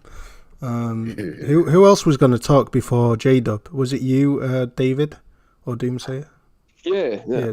No, I was just going to say pretty much everything that J-Dub just said. I mean, the problem we've got is we can't give it a direct comparison because Xbox just hasn't produced anything out of their first-party stables to actually show half the shit they've got in that box. Well, it's the marketing. Make no mistake, the marketing team over at Microsoft is an absolute beast. And you can see it every day with him out of cap and clout chasing and all the other hyperbole that's put out there by their influencers and all the rest of it and their marketing piece. But we haven't seen what an Xbox Series X can actually do because they just haven't produced anything to show it off. And that's nearly 2 years into this damn thing. What it's unforgivable. It's genuinely an unforgivable thing. It blows my mind that they continuously bang on about how great Xbox is, and they just can't show us what that thing can do. About power. It's the whole thing about power and whatnot. They said the same. And this is not me harping on them about. This is just literally speaking the truth. With the same thing when they were talking about the One X with the what was it? How the beast that eats monsters for breakfast, and they showed Forza 7. Honestly, and I was just like, okay, this literally looks like the One X, like the One S. I'm showing the best that they've shown right now is Hellblade 2, as mentioned, but even that. It's showing clear signs that Ninja Theory, as much as I love them guys, as much as I love the first game, they're still an indie studio. They're still like not an indie, but they're a double A with triple A production values, absolutely. But they're one of the best double A studios going, but they're still double A. I mean, I'm not seeing the detail in this character model that I saw in the CGI pre-render in-engine trailer originally shown of Hellblade 2, and people want to pretend that this character model is on par, but it's clearly not. From self-casting shadows to the way the eyes look, they look like Toy Story. You know, like there's not a lot of realistic eye shading happening with this character model. And look at that. I'm showing the gameplay right now, and it's that there is clear issues. Even that popping. Look at that popping. See your cheek then. What's your cheek? Yeah. Pop. It, like the makeup pops and on her cheek as she's talking. And the character model itself, it's impressive, sure, but it's nothing that we haven't seen in The Last of Us on PS4. Yeah, I'm not seeing. And Wooly, that's the thing, right? They have to overcome not PS5's next gen, but they have to overcome PS4 caliber of graphics. They haven't even reached PS4 caliber of graphics yet, let alone PS5. So it's going to be crazy to see if they are ever able to do it. I don't think so, because Microsoft is not spending $400 million on single IPs outside of the Halo. You know, it is what it is. These Naughty Dog games, these Guerrilla games, these Sony Santa Monica games, these games are cinematic quality, in-engine, in-gameplay. Well, I mean, these guys are the GOATs of the gaming industry. They're the best that money can buy. And, you know, I just don't see Microsoft being able to output that. And I don't think it has anything to do with the hardware not being able to. I just think they just don't have the talent.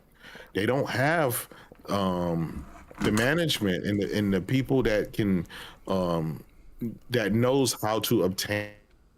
I heard someone say it before, and I kind of agree with it. This could be the case. Sony make movies. They have cinematic cameras. They have cinematic motion capture machines. They have cinematic everything. They have equipment and the tools and the knowledge that they've been doing it for over 40, 50 years. Microsoft is not that type of company. They have some talented developers, some, you know, for the capacity, the Horizon, I mean, the Forza people at Turn 10 and the other studio, they're good. They're good at Playground Games. They're good at what they do, but they're not on the level as what Sony can. And you know, so should it matter that they can't compete with Sony on that level? You know, I don't know. It just depends. You can't say that you're eating monsters for breakfast and you have the world's most powerful console and stuff, and you're not outshining the competition where it matters, and that's the games. Facts. You know, the games will put to shame. You know, we never once saw Sony go out there and say we have the world's most powerful, or we have this, or we have that. Sony said, you know, like Jim Ryan, his motto: we shut up and let the games do the talking. And at the end of the day, that's what gamers want to hear, and that's what gamers want to see. We want the games to do the talking. And right now, these Xbox games, they're not fucking talking. They're not talking. Big facts. Shout out to people in the chat, man. We've had Jez join us. Jez, he's doing amazing with his channel at the moment, blowing up. Saltiest Gaming, what's good? Axel, my brother from another mother. You've got Toolman. Shout out to Axel. We got shout out to Axel. I love that guy. Harry Ballsack, Harry Ballsack, Harry Balzac. Woolster, my Brawlster, good to see you on, sir. Great to see you here too, Harry, mate. You still need to unblock me, by the way, off Twitter. So get on my profile and unblock me, you nugget. No, but it's great to see you here, and appreciate you. He said that he had a change of heart after hearing me, on this show and on other shows, and he no longer views me as block material, which is very, very sweet, very heartening. He's not on Twitter. Big win. Speaking of not being on Twitter, that's a big win, Harry. Proud of you. I thought you were. Maybe I'm getting you confused with someone else. There's a new Icon Era website on the cards, and I'm just going to quickly show you guys this amazing site that you guys need to check out. Okay, so Icon Era is, in short, just going off topic a little bit, is a new website created by a friend of mine who a mutual on Twitter, and he's created this forum space, and it's extremely interactive, it's extremely well designed, it has all the latest news in gaming on the main page, it has great topics of discussion. It could very easily explode into something very, very special. Very special, because it's basically gaming Twitter without as well, and go on. There's developers and stuff on there too. Yeah, I've joined it. Yeah, everyone's joining it. I know Salty. Shout out to him. Salty's Gaming has advocated this site as well. I was very, very honoured and felt very humbled that the creator felt deemed me a VIP and tagged me in his launch post of this website. And he just wants to bring the gaming community of Twitter but together without the bullshit and without the fake narratives and without the just the madness and the fanboyism, which is awesome. You're still going to get bait posts, but it's monitored, and I would recommend everyone to check this out. Icon Era, it really is phenomenal, and I've been really blown away and impressed, and it's extremely blowing up. Like already, 174 comments, 4.6 thousand comments, 174 posts in this gaming thread here. There's a lot going on, but it's awesome, guys. And I would really recommend, if you're into your gaming and you want to be in on the kind of the gaming news, but you don't want to have to put up with the bullshit that is Twitter, then definitely get on Icon Era. I would 100% recommend it. I actually just show you briefly this post. I said this bait posts. This guy called Sleepy Brown basically posted a bullshit post about Insomniac Games never being able to make successful original IPs. He blasted Resistance and Sunset Overdrive having a big budget but it not being successful, and he was all kind of bringing all of this back onto Insomniac. And he mentioned a few things like the only even Resistance didn't do too great, and Ratchet and Clank only sold 1 million copies on PS5, even though at the time there was only 15 million consoles sold. Shit like that. And I made a response to him, kind of debunking a lot of his narratives. For Overdrive would have sold if it had been on PS4. I think we can all agree to that. It would have sold like hotcakes. And a lot of it is to do with optics. And this kind of is touching on the next topic, but a lot of the so-called unsuccess that Insomniac have suffered, according to this guy, even though Spider-Man is the greatest selling IP on PlayStation, and made by them, is it's a lot of it is to do with optics. For example, people wouldn't for a second doubt that Forza Horizon 5 is successful, right? But it only sold 2 million copies. It was touted as more successful than it actually is because it's ease of access through Game Pass. It's got players, not buyers. And it's thanks to Game Pass that it's had 10 million players play it. But it's only sold 2 million. And that's on a player base that has Some, what, you've got PC, you've got Xbox, both the old gen and the current gen. That's at least minimum 220 million players. And it's only sold 2 million. So don't tell me for a minute that for Ratchet to sell just 1 million less isn't successful, because it's all to do with optics, and we know for a fact that Xbox love to portray things differently to the reality, and anyway. But yeah, check out Reset Era, guys. Sorry for my rant. It's dope. Sorry, not Reset Era, Icon Era. It's phenomenal. Sorry, you wanted to say something, DZ? No. All right, sweet.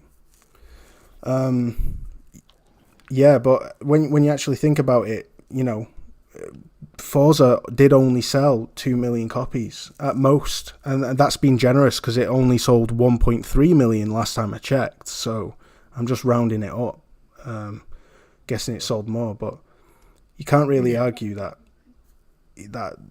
was somehow more successful when its potential player base and buyer base is 20 times bigger, Yeah.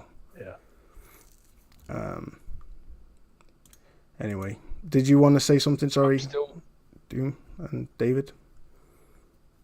I was just gonna put it out there because no one's been able to answer this, and I've been asking. I want someone to show me the correlation between player count and revenue, or subscription base and revenue, because I'm yet to be convinced that having 20 million people play a game translates into anywhere near the same amount of revenue as 20 million people buying that game. Mm-hmm. Yeah. It's never been shown. Never get it. Never been shown. You'll never get it, for the simple fact that they don't show concurrent users. They won't. They'll show you the overall how many people booted the game up, but that's about it. There's a reason why Game Pass exists. Game Pass exists is because the fan base wouldn't buy the games at full price. That was just simple. So Microsoft had to do something. They bundle everything else together. They put it for sale for $15 a month, and the uptake on that is what it is. We'll never get any more those numbers ever again, and so we'll never. They'll never be able to do it. Unlike the competition, like Nintendo, they'll tell you how many copies of a game they sold. You've seen Spider-Man, right? I mean, Spider-Man for PlayStation sold 33 million copies between the Miles Morales and the first game. You saw God of War, I believe, sold 25 million. Horizon sold 25 million. And so on. Uncharted then sold 25 million. They're happy to tell you tangible numbers that have been there since the beginning of time. Only last generation, or the beginning of this generation, did Microsoft started waffling with the numbers, and it's because they don't want to tell you or show you which state that the actual sales numbers are in. They don't want to. This is why, they'll take whatever kind of number they can to finagle a positive out of it, but there's nobody who can back those numbers up. Finagle, I love that word. Exactly. That is such a good word. It's like, hey, look, and can more power. Sorry, I'll just say this: more power to the brains over at Xbox, where, hey, if they are the only ones that exist in a market segment, then they can pretty much be winning. And the fact that they no longer report any of their numbers means that they can't be losing, can they? Yep. Right. Mm-hmm.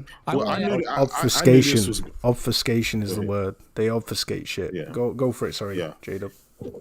I knew this was going to happen when they took the Xbox division and they merged it with the cloud division and the Microsoft Office subscription, right?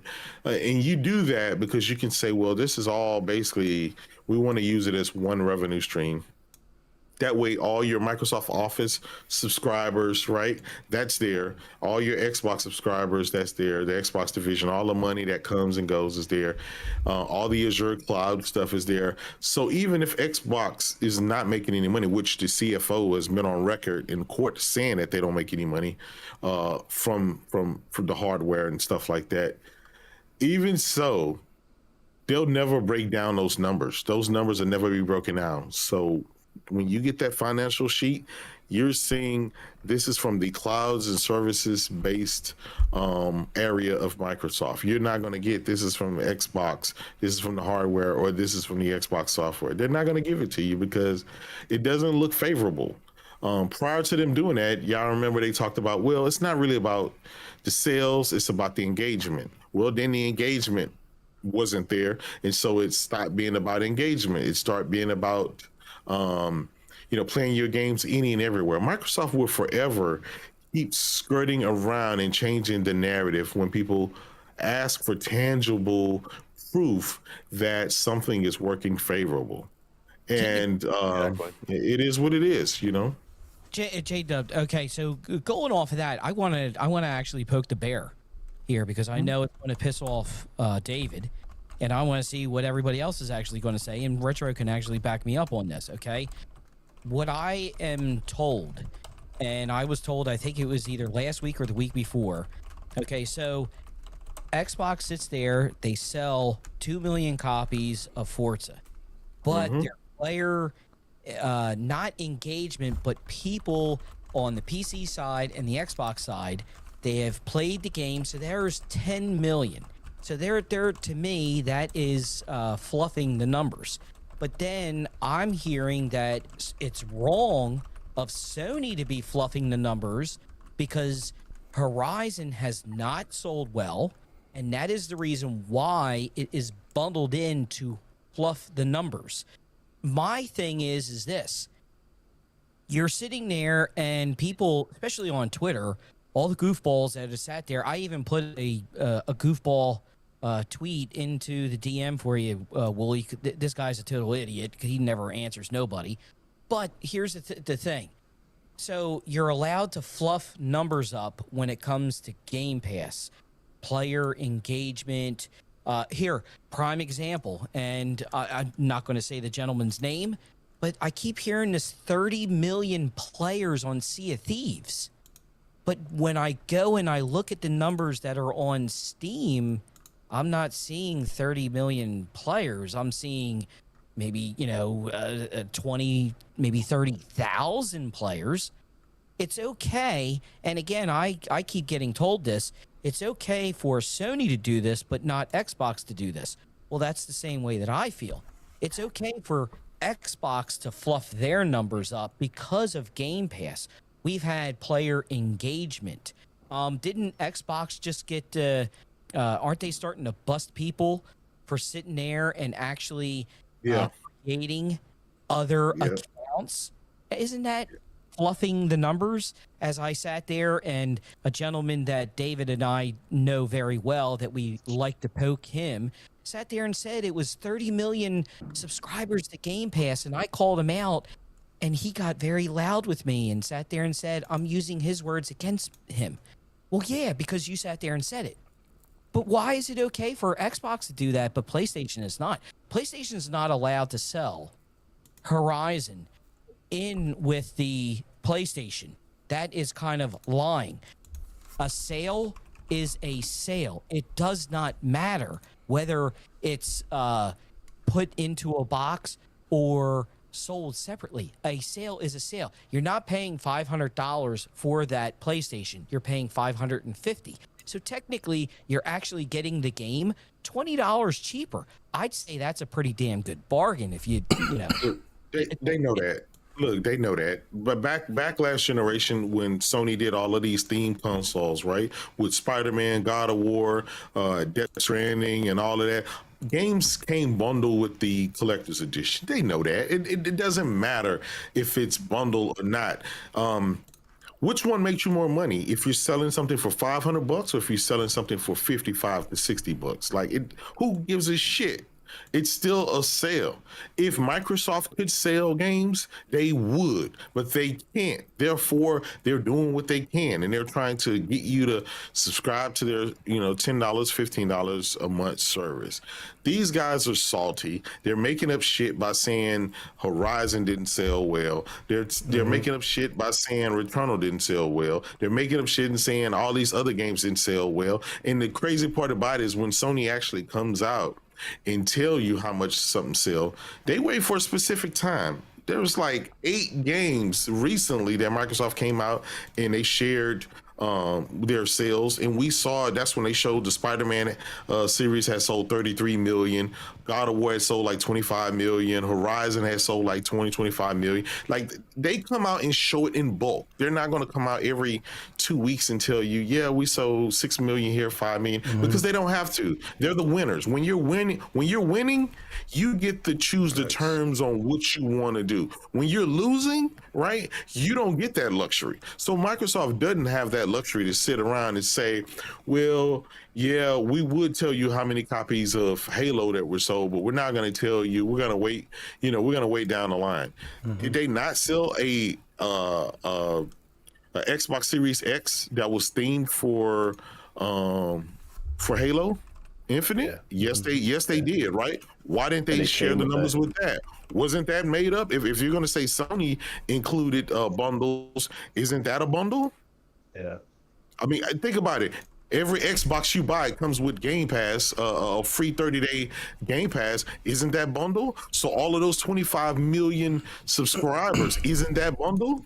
Didn't that not count? In fact, I literally made this post. You see what I'm saying? It's the bullshit behind it, but I expect nothing better from people who are perpetually stuck in last place in gaming. They're salty, they're haters, and there's nothing they can do about it except wait till next E3. And then they're going to have to wait till the next E3 after that. And they're going to have to wait till the fucking next E3 after that. Big facts. I sat there and said that to the guys that pointed out on my show to sit there and go, hey, it's bundled. Horizon's bundled. Yeah, but Game Pass bundled too with the Xbox. So that means the Xbox Game Pass numbers are fluffed. Then they're it's not 25 million.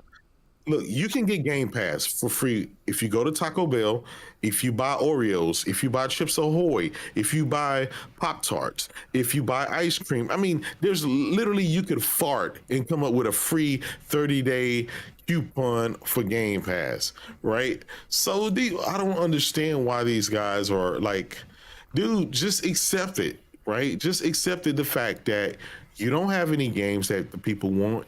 You have a service that may be detrimental to getting you the games that you want, and just accept your gaming overlords. It is what it is. Yeah, for real. Like Retro makes a great point about the PlayStation Horizon Forbidden West bundles. Apparently, they only come with a digital code and not the physical copy. So with that being said, that whole narrative that Horizon Forbidden West sales are being, like, physical sales are being kind of conflated with bundle giveaways, like as if like they're giving away. People actually pay more for these bundles regardless. Even that doesn't count. It doesn't. It's a false narrative, and this is the whole point of this topic: is that not just Xbox but their fan base seem very bent and focused on trying to twist and manipulate optics rather than acknowledging the status quo and playing games. I mean, those 17 million Forza Horizons franchise total sales that they celebrate, do bundles not count with those sales that they celebrate? Because I've seen Forza Horizon 4 and Forza Horizon 3 bundled with Xbox consoles. And yet they're so quick to kind of try and shit on Horizon Forbidden West's success, like, oh, it's only number one for the third time in the charts because it's being bundled with PS5 consoles. And even that falls flat on its face when you realize that bundle actually only contains a digital code. So shout out to Retro with that info. But you know what? You see what I mean? It's like why are you so hurt over Horizon Forbidden West's success that you would like throw that in as some kind of caveat? Like, is it an illegitimate success? because sales. It's an interesting thing because they kind of wrote off Miles Morales the same way. Well, why didn't it sell this much? Because when it first came out and whatnot, that it was reported that it sold less than the original one initially during the same time period. And they're like, well, it's a flop and all this. And then we found out that by Christmas it had sold 6 million. And then every month when PlayStation shipments were met and the volumes went up, the game sales also go up for those things because people want the PlayStation 5 experience instead of the PS4. So that's kind of the same thing that's happening with Horizon. More people are holding out with getting the PlayStation 5 version of it when they get the game because simply they want the higher frame rates. They want all the other stuff that goes along with it. So it's selling. Bundles are bundles. That's something that happens regardless because companies want to incentivize their machines and they're going to put their best foot forward with whatever software they have. It's the same kind of thing with when you look at putting games on subscription service with how Microsoft is doing it. They want to make sure that they're getting the best games out there and incentivizing those things. So naturally, they're going to put their first party stuff. It's no different than bundling your game after a certain amount of time with the system. So, if they want to talk about shit, shit like that, just let them know, hey, you're getting games bundled with Game Pass as well, and that's literally just it. It's an incentive program. So. Can I ask David a question here and maybe I'm going to rile you guys up again. Okay, so the Xbox guys are sitting there and they're saying that you can't count the Horizon sales and the Miles Morales sales because they were bundled in a package and that stuff.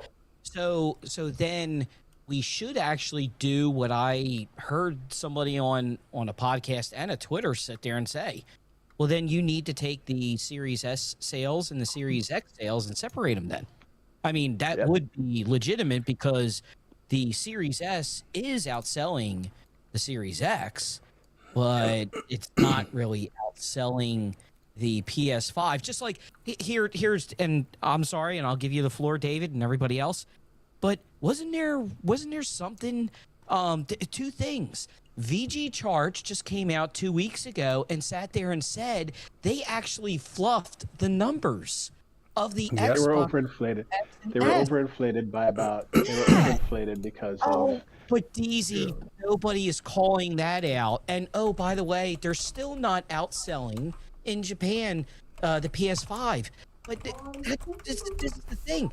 So are we really supposed to take VG Charts at what they're sitting there saying? And oh, by the way, the last time I saw VG Charts, the PlayStation was outselling the Xbox in Japan still and actually outsold Xbox, I think it was last month or something like that. And then I heard somebody, oh, well, the Xbox they're back ordered, or supply strain is it's hurting it. So what the hell you believe? Listen, the reason why it doesn't matter and the reason why there's not a lot of pushback or anything like that is because PlayStation is outselling they're 5-6 million ahead, right, worldwide. It doesn't matter if I'm leading you by 6 million. What the hell is every other month you're outselling me for 200, 300, or even 1,000 consoles? Like, who really cares in the grand scheme of things? Xbox has 2 next generation consoles versus Sony's 1 next generation console, and it's getting fucking smoked by 5 to 6 million in this era when it's short. When there's it's a shortage of components. So at the end of the day, it doesn't even matter if the Digital Foundry, not Digital Foundry, but VG Charts, they could be wrong, which they came out and said, yeah, we're wrong, we flushed them. But the reason I don't think people are talking about it is because at the end of the day, it doesn't matter. The Xbox is still losing by a huge margin, and once these components are going to become available, it's going to just the gap is just going to widen even more. You don't think people want to go hurry up and get a PS5 for God of War, or for the next Spider-Man, or for the rest of these games? Sony came out and said that they sell 1 million consoles every 8 minutes if they can fulfill the orders, but they can't because the components just aren't there. And so that's telling you it's not a lack of people wanting one, it's a lack of getting your hands on one. Versus on the other side, we have seen Xbox Series S's sitting on store shelves, right? We have seen it's easier to get the Xbox Series X's than it is a PS5. PS5 is like a unicorn, it's like, have you seen one? No, you haven't seen one. You don't even think it exists because the shit is just consistently sold out. So I think that's why you don't see the media really talking about it, because it's like kicking a dead horse. It's like, all right, who cares? They're fucking beating the shit out of Xbox. These guys going all of 22 with not a single first-party IP. I think they have bigger problems, bigger fish to fry than to focus on that. You see what I'm saying? That's why. That's my theory. I'll just give a quick answer and then I got to head off. Sorry, guys. All right, David. To meet their forecast for this financial year for Sony in their PlayStation division, because of how they've been selling so far, and we'll get the June quarter numbers on the 29th of July, I think is the date, but from the first week of July till the end of March next year, they will have to sell in excess of 400,000 PS5s per week to meet that number. And every week that they are short of selling that, the number just gets bigger and bigger. I've seen some internal documents that suggested that the demand for PlayStation 5 consoles is around that, what would you say? It's around 500 to 600,000 a week for the next 2.5 years. So basically, it's stupidly big numbers. It's like it's 8 or 9 million per quarter or something stupid like that. So then we're talking like a massive jump if they can get that supply issue sorted out. They'll be doing Switch numbers within a couple of months if they can get the supply issue sorted out. And then that's just trying to catch. That's not even meeting the demand. That's just that's maximum production, and that demand will sit there till they crack the 100 million consoles mark. And that's not even factoring in what the PSVR 2 is going to do, or any of the other stuff that they're looking at doing. So they're pushing into PC headsets, monitors. You've got all that other peripheral stuff that's going to come with the PSVR 2. Yeah. They've got handheld. Sony Xperia is going to be at the Tokyo Game Show. Why would a mobile phone division be at a game show? You go figure that one out.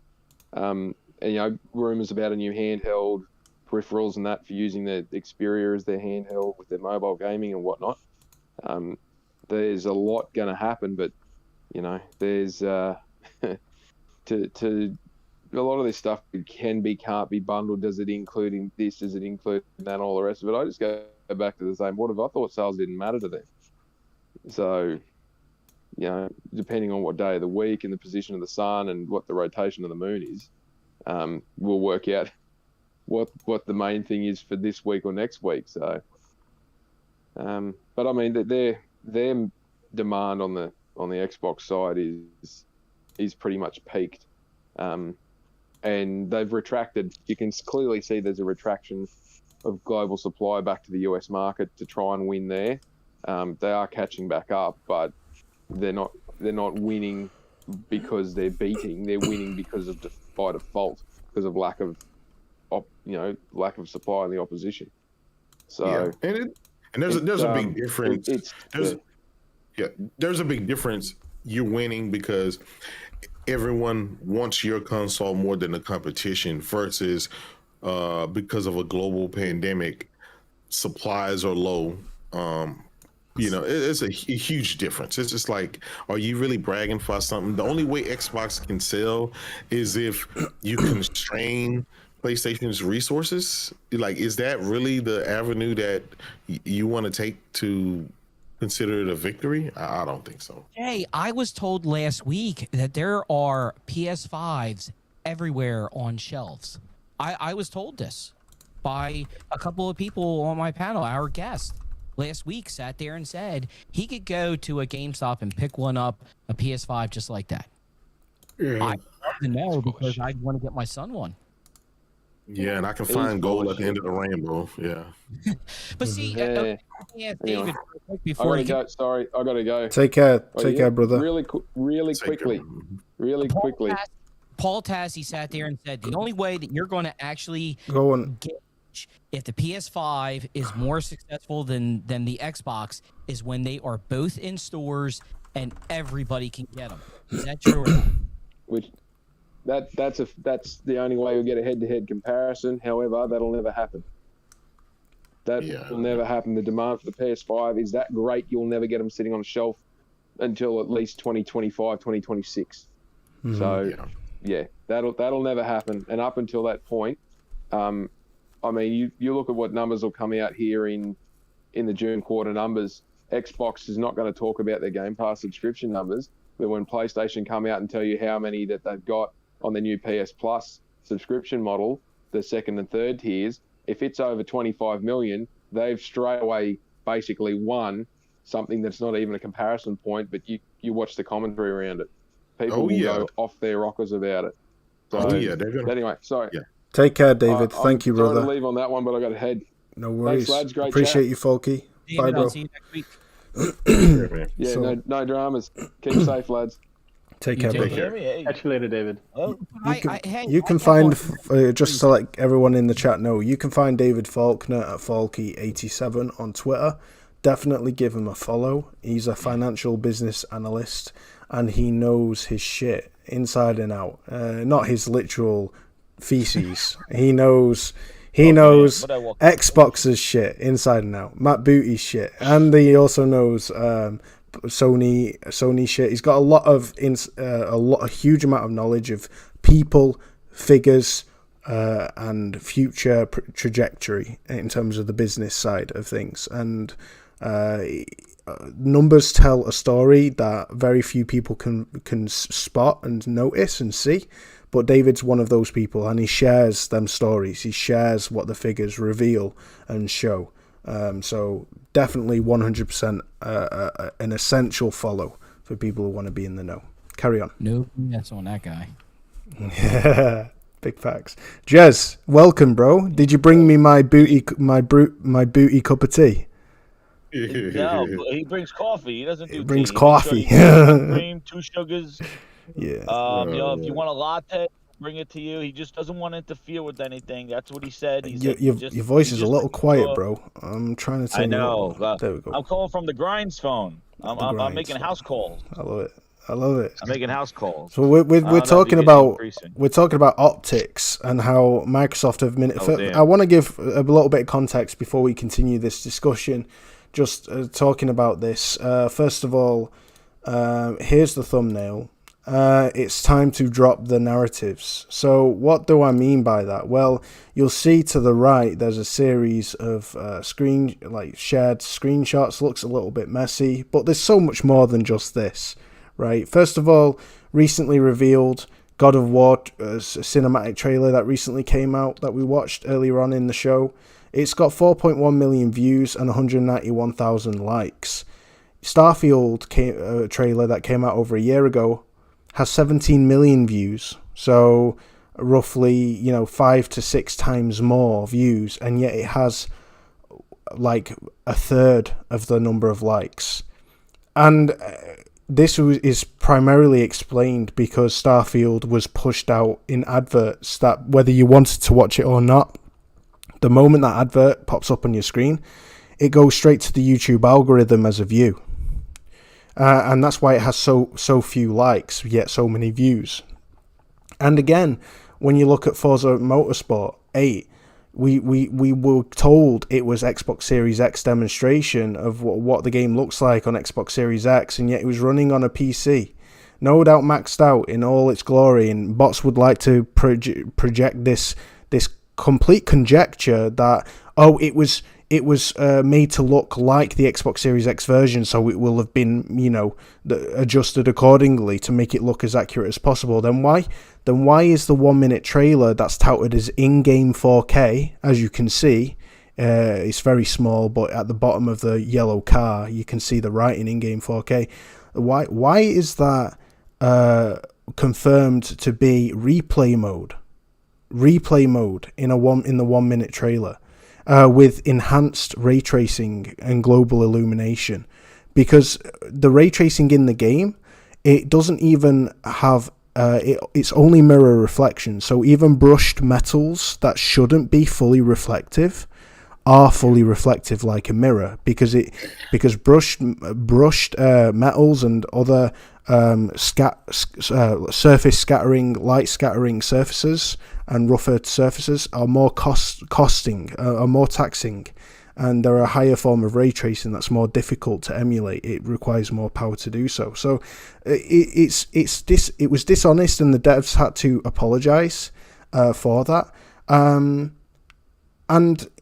along with games having their number of gamers who have played the game being touted as sales, there are full-blown articles on Xbox primary, like Xbox-centric websites, as well as full-on professional journalistic websites, saying that Forza Horizon 5 has sold 10 million copies. And then directly below it explains that 10 million players have played the game. So there's a complete dishonesty there, that it hasn't sold 10 million at all. It's sold between 1 million and 2 million. It sold over, it reached 1 million sales by launch, but there was no update on the number of sales.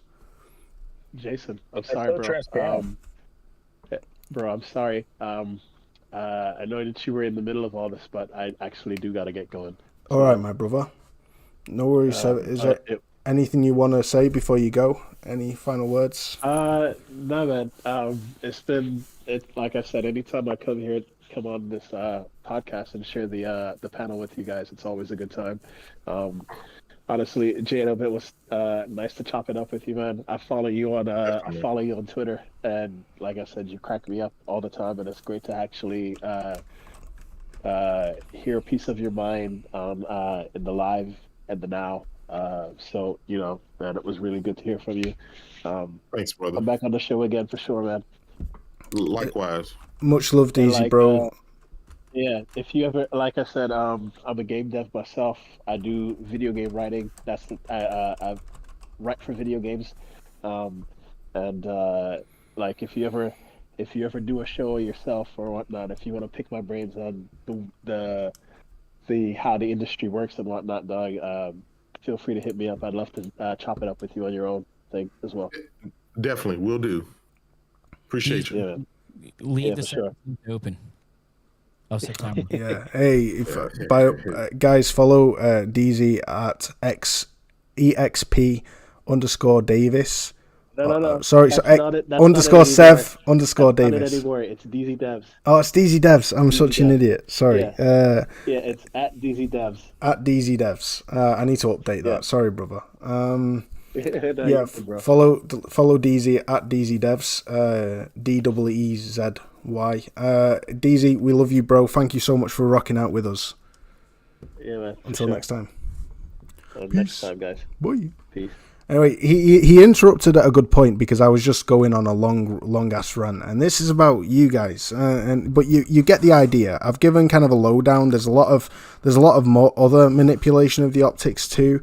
A lot of disingenuous contortion of the truth to obfuscate it and to obfuscate the statistics to portray a reality that's different from what the actual reality is. And I just want to ask you guys: is enough enough? I'm getting sick of Xbox focusing so hard on the optics and manipulating and obfuscating the what we see in order to kind of appear better. That they seem more focused on that than providing content. I just wanted to hear you guys' thoughts on that.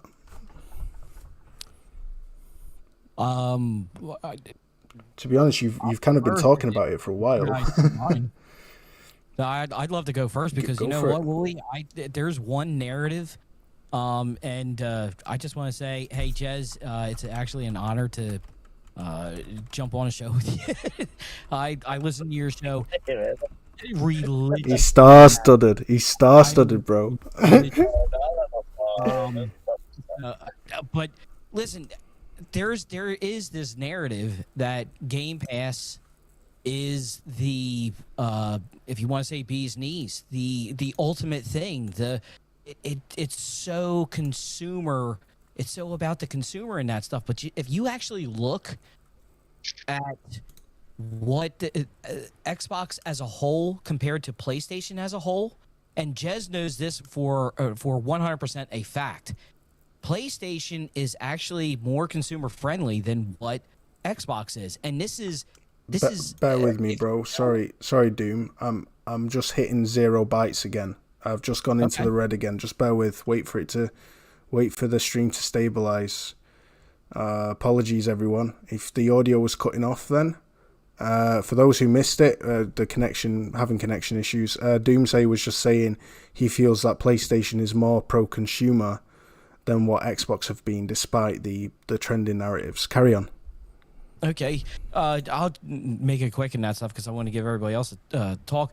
But if you actually look at it, the Series S is $300. If you go with a controller, technically, you're getting a controller with both boxes, but you have to go buy batteries. I know that's such a stupid thing, but if you go and you buy a battery pack, that's an extra $20. You're paying an extra $60 for the service over PlayStation services. You are supposed to get the exclusives that Xbox is supposed to give you. Where the hell are they at? But if you actually look at it, and this is another thing, paying for features. If you have an Xbox One X and you want to play Flight Simulator, well, you have to pay a monthly fee for that feature called cloud gaming. But nobody brings that up. And then here's the biggest part, and there's the Xbox guys have actually sat there and said this.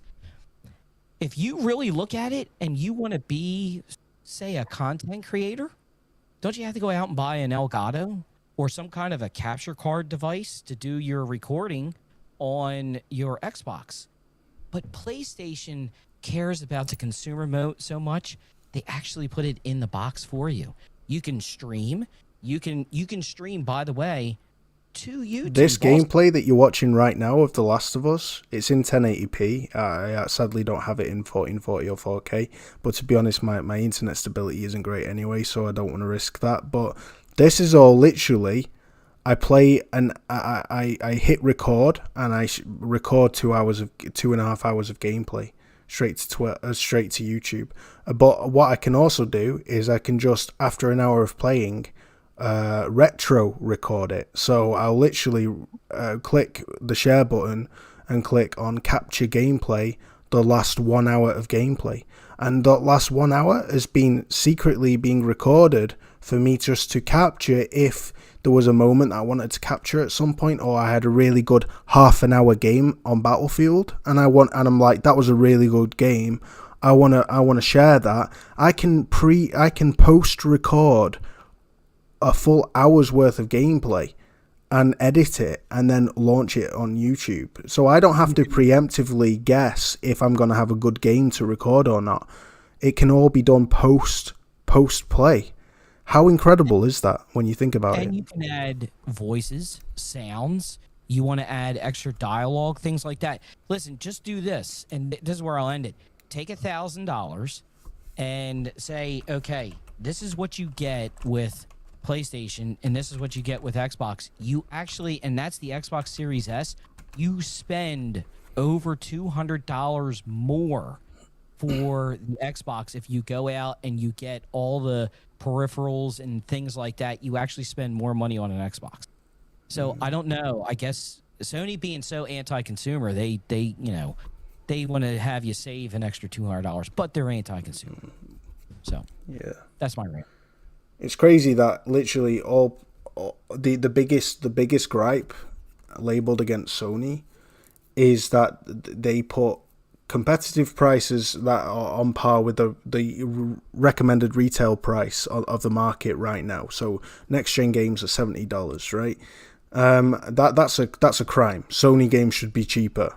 And the fact that they combo the cloud saves with PS Plus, so it's a at no additional cost perk of having a PS Plus, even a base subscription membership. But it should be free. It shouldn't be part of PS Plus. You should be able to have a cloud save without being a subscriber to PS Plus, and that's literally the most egregious thing they're guilty of, which is shocking to me when Xbox are literally selling for a higher price proprietary memory cards that are a fraction of the performance of the SSDs. And you can buy non-proprietary SSDs, third-party SSDs off the market, and they're compatible with your PS5, and far cheaper too. Far cheaper and more performant, and yet you need, like you said, an Elgato capture card in order to record gameplay on your Xbox. So I mean, for me, it's tit for tat. That isn't anti-consumer for me of Xbox, but I'm just keeping that energy that these fanboy narratives have. And it's like, well, are you going to keep the same energy for your console? Because each console obviously clearly has its perks. The difference is PlayStation seems to have a lot more of them. And here's two more things. The Xbox console crowd is paying for multiplayer, but the PC crowd doesn't pay for that. And that, I don't know if that's anti-consumer. Oh, and what was the other thing? The memory. The SSD. Well, here Microsoft they charge you for cloud storage through Windows and Office, but they don't charge the Xbox crowd. But nobody has told me what the difference between the storage is, between both storages. If you're storing data on both of them, it's the exact same thing. But why is one crowd getting charged, but the other crowd isn't? I don't understand that. Yeah. You look at Psychonauts 2, an old game. It released over a year ago. And Psychonauts 2 is releasing its physical edition for a full 70 quid. Psychonauts 2 on PlayStation is a PS4 game. Like you said for Xbox, J-Dub, is it cheaper on PS4? No, it's I was told that Microsoft first party games weren't going to be $70, and here it is. That's a first party game. 70. Not just that. $70. It's $70 for the PS4 version because that's the only version available.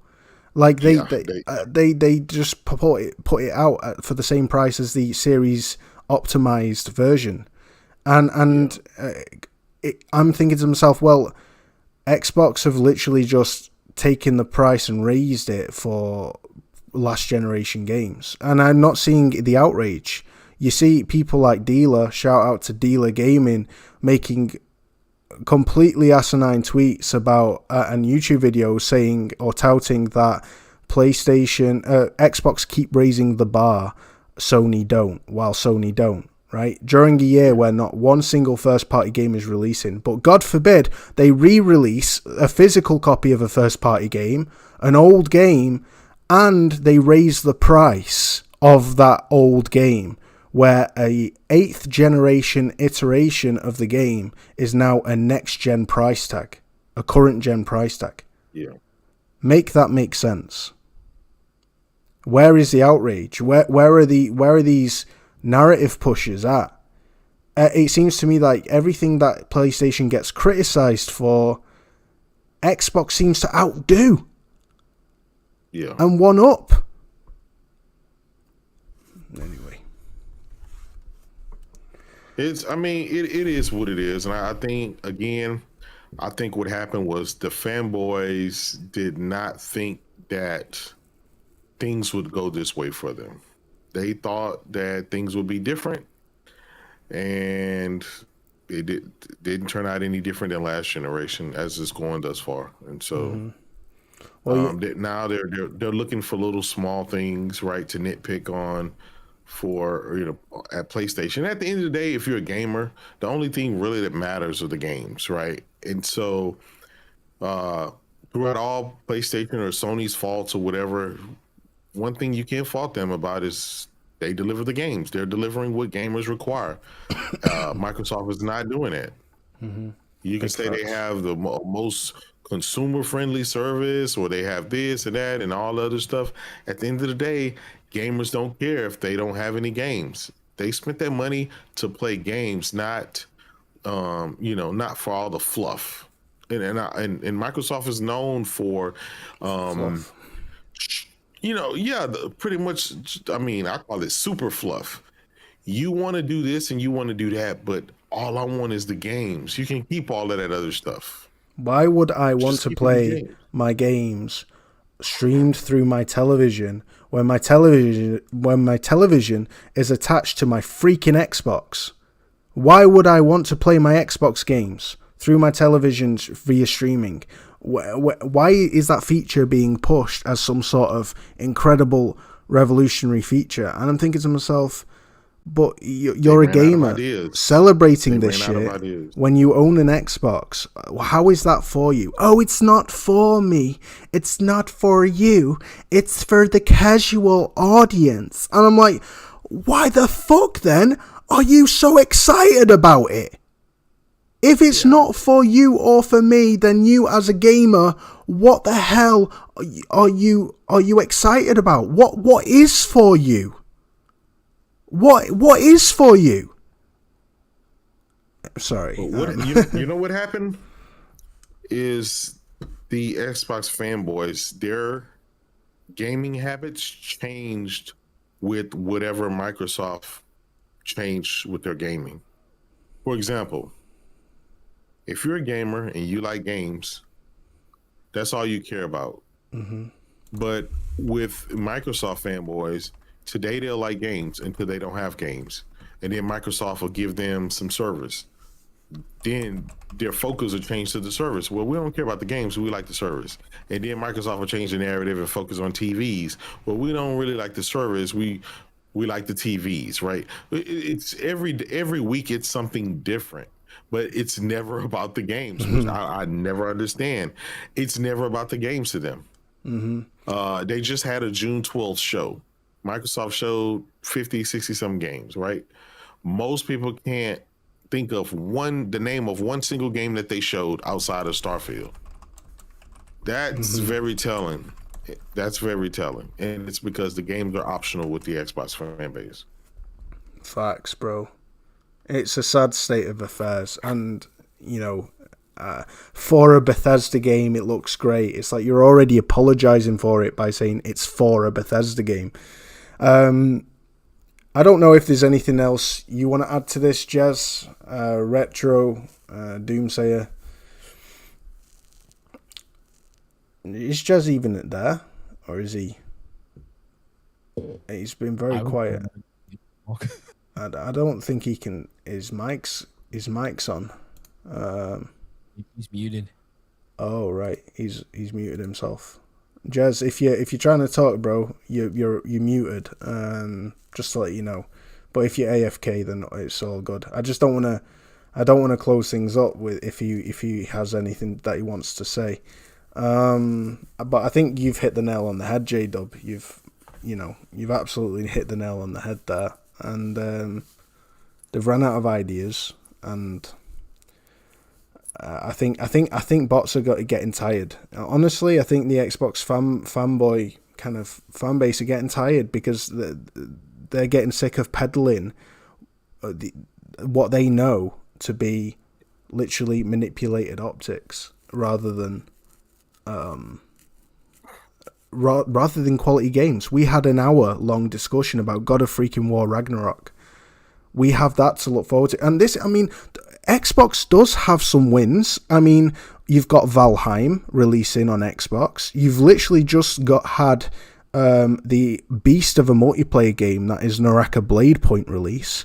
High on Life is a timed exclusive, apparently. And High on Life looks flipping dope. It looks phenomenal, right? It's probably the most gorgeous looking Xbox exclusive or timed exclusive coming out. The visual quality and the lighting, it looks Ratchet and Clank level. I'm not gonna lie. Maybe not ray tracing and all that stuff, but the lighting itself and the way that the game looks aesthetically, it's very, very good looking game. And it looks dope. It looks like a hybrid of Oddworld Stranger's Wrath meets flipping Rick and Morty. It's like, what more could you ask for? And on top of that, all that, you've got that toy box sandbox shooter. I'm not quite sure of the name. I've forgotten it, but the developer had been receiving a lot of grief from fanboys and from trolls.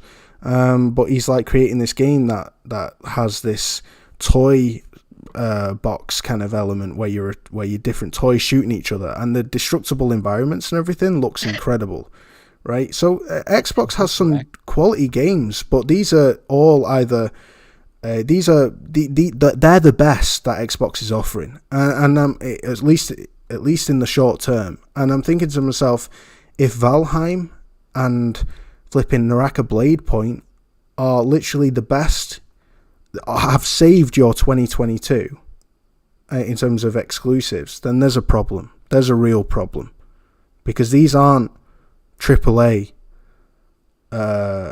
God of Wars. These aren't Horizon Forbidden Wests. These aren't Gran Turismo 7s. You know what I mean? Yep. Anyway, beating a dead horse, aren't we? Is there anything... Go on, Doomsayer. 34 narrative, but yet people go out, they complain about that, but then they'll go out and buy 2 and 3 Xboxes, and then the handheld and the hockey puck. And fuck that. I'm done waiting on them now. I'm happy in PlayStation land for now. Yeah, big facts. Guys, it's been a fire show. It's been an absolute fire show. I've loved it. And thank you so much to J-Dub, Doomsayer, and Retro, as well as Jez, although he was brief, for being on the show tonight. Shout out also to DZ and Faulkner for joining us as well. It's just been awesome. I've loved it. So I don't know if you guys have any last words before we wrap this up. Or we all PlayStation.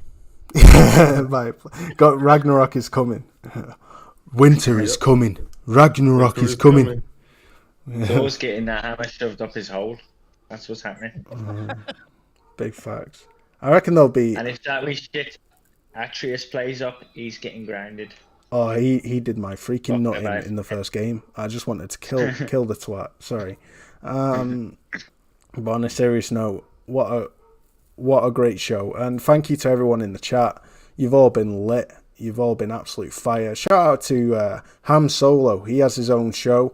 They Said We Said. It's phenomenal. Check that out. Ham Solo Gaming in the chat.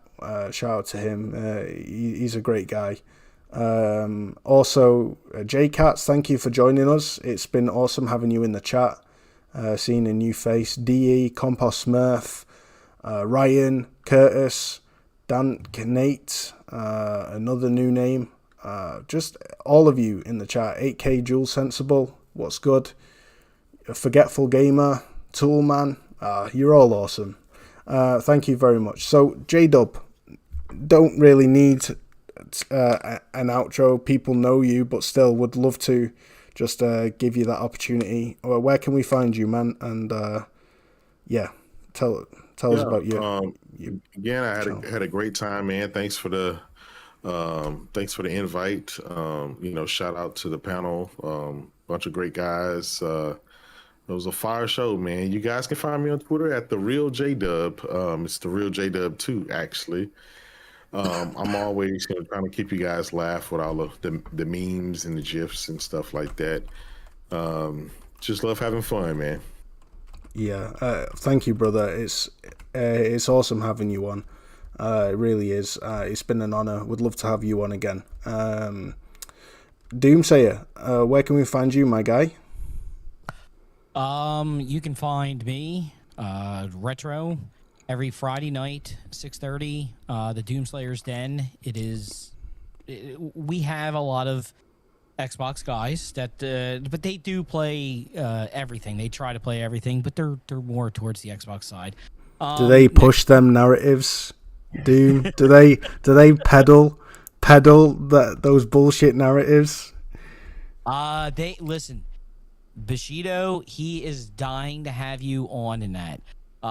Jack actually wants to debate David in the worst way. That's why I listen. David would make him his bitch, bro. He'd rib him a new asshole. What the hell? He's a brave man.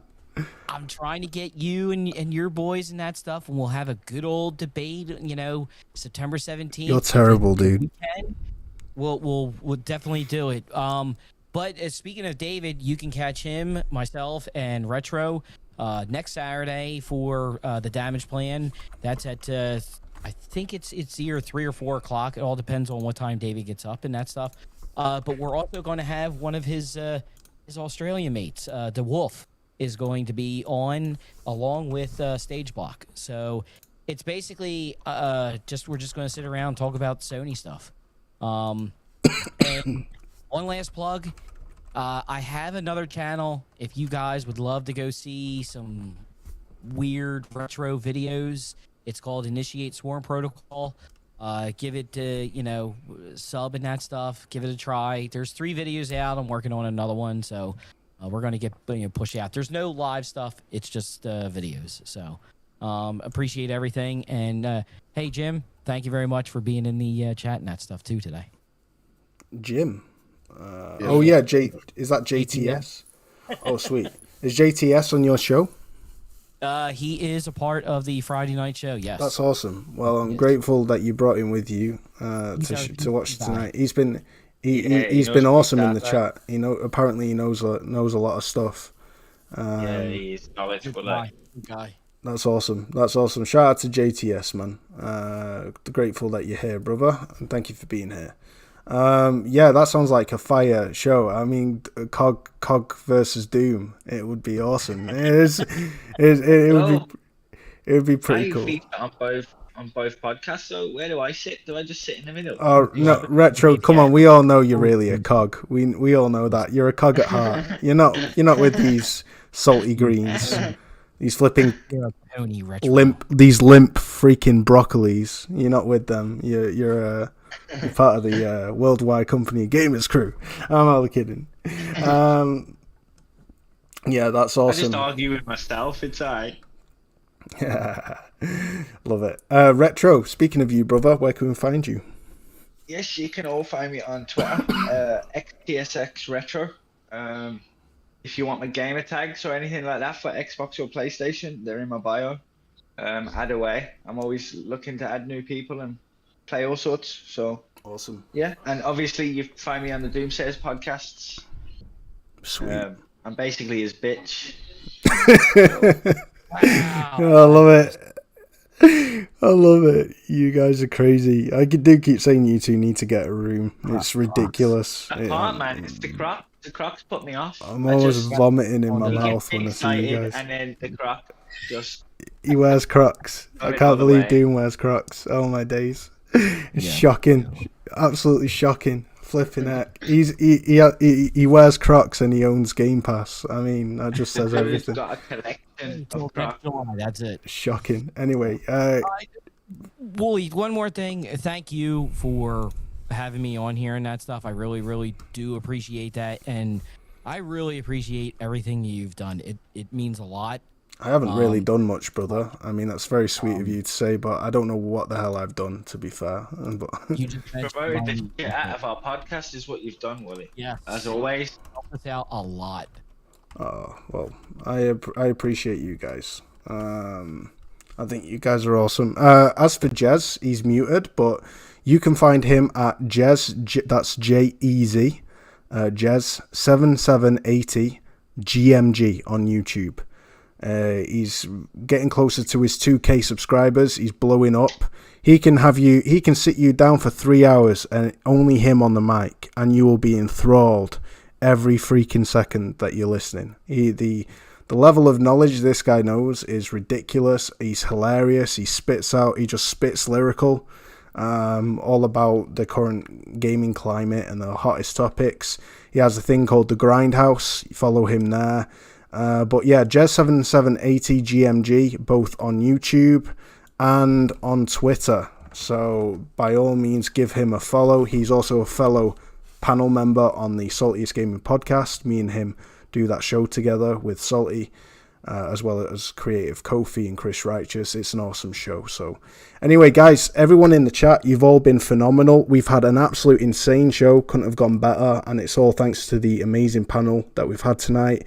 Really grateful to J-Dub for joining us, as well as Doomsayer and Retro, and the rest of them. And yeah, guys, just stay awesome. Don't be a donut. Use your noggin. And thank you ever so much for watching. Catch you all next time. Young out.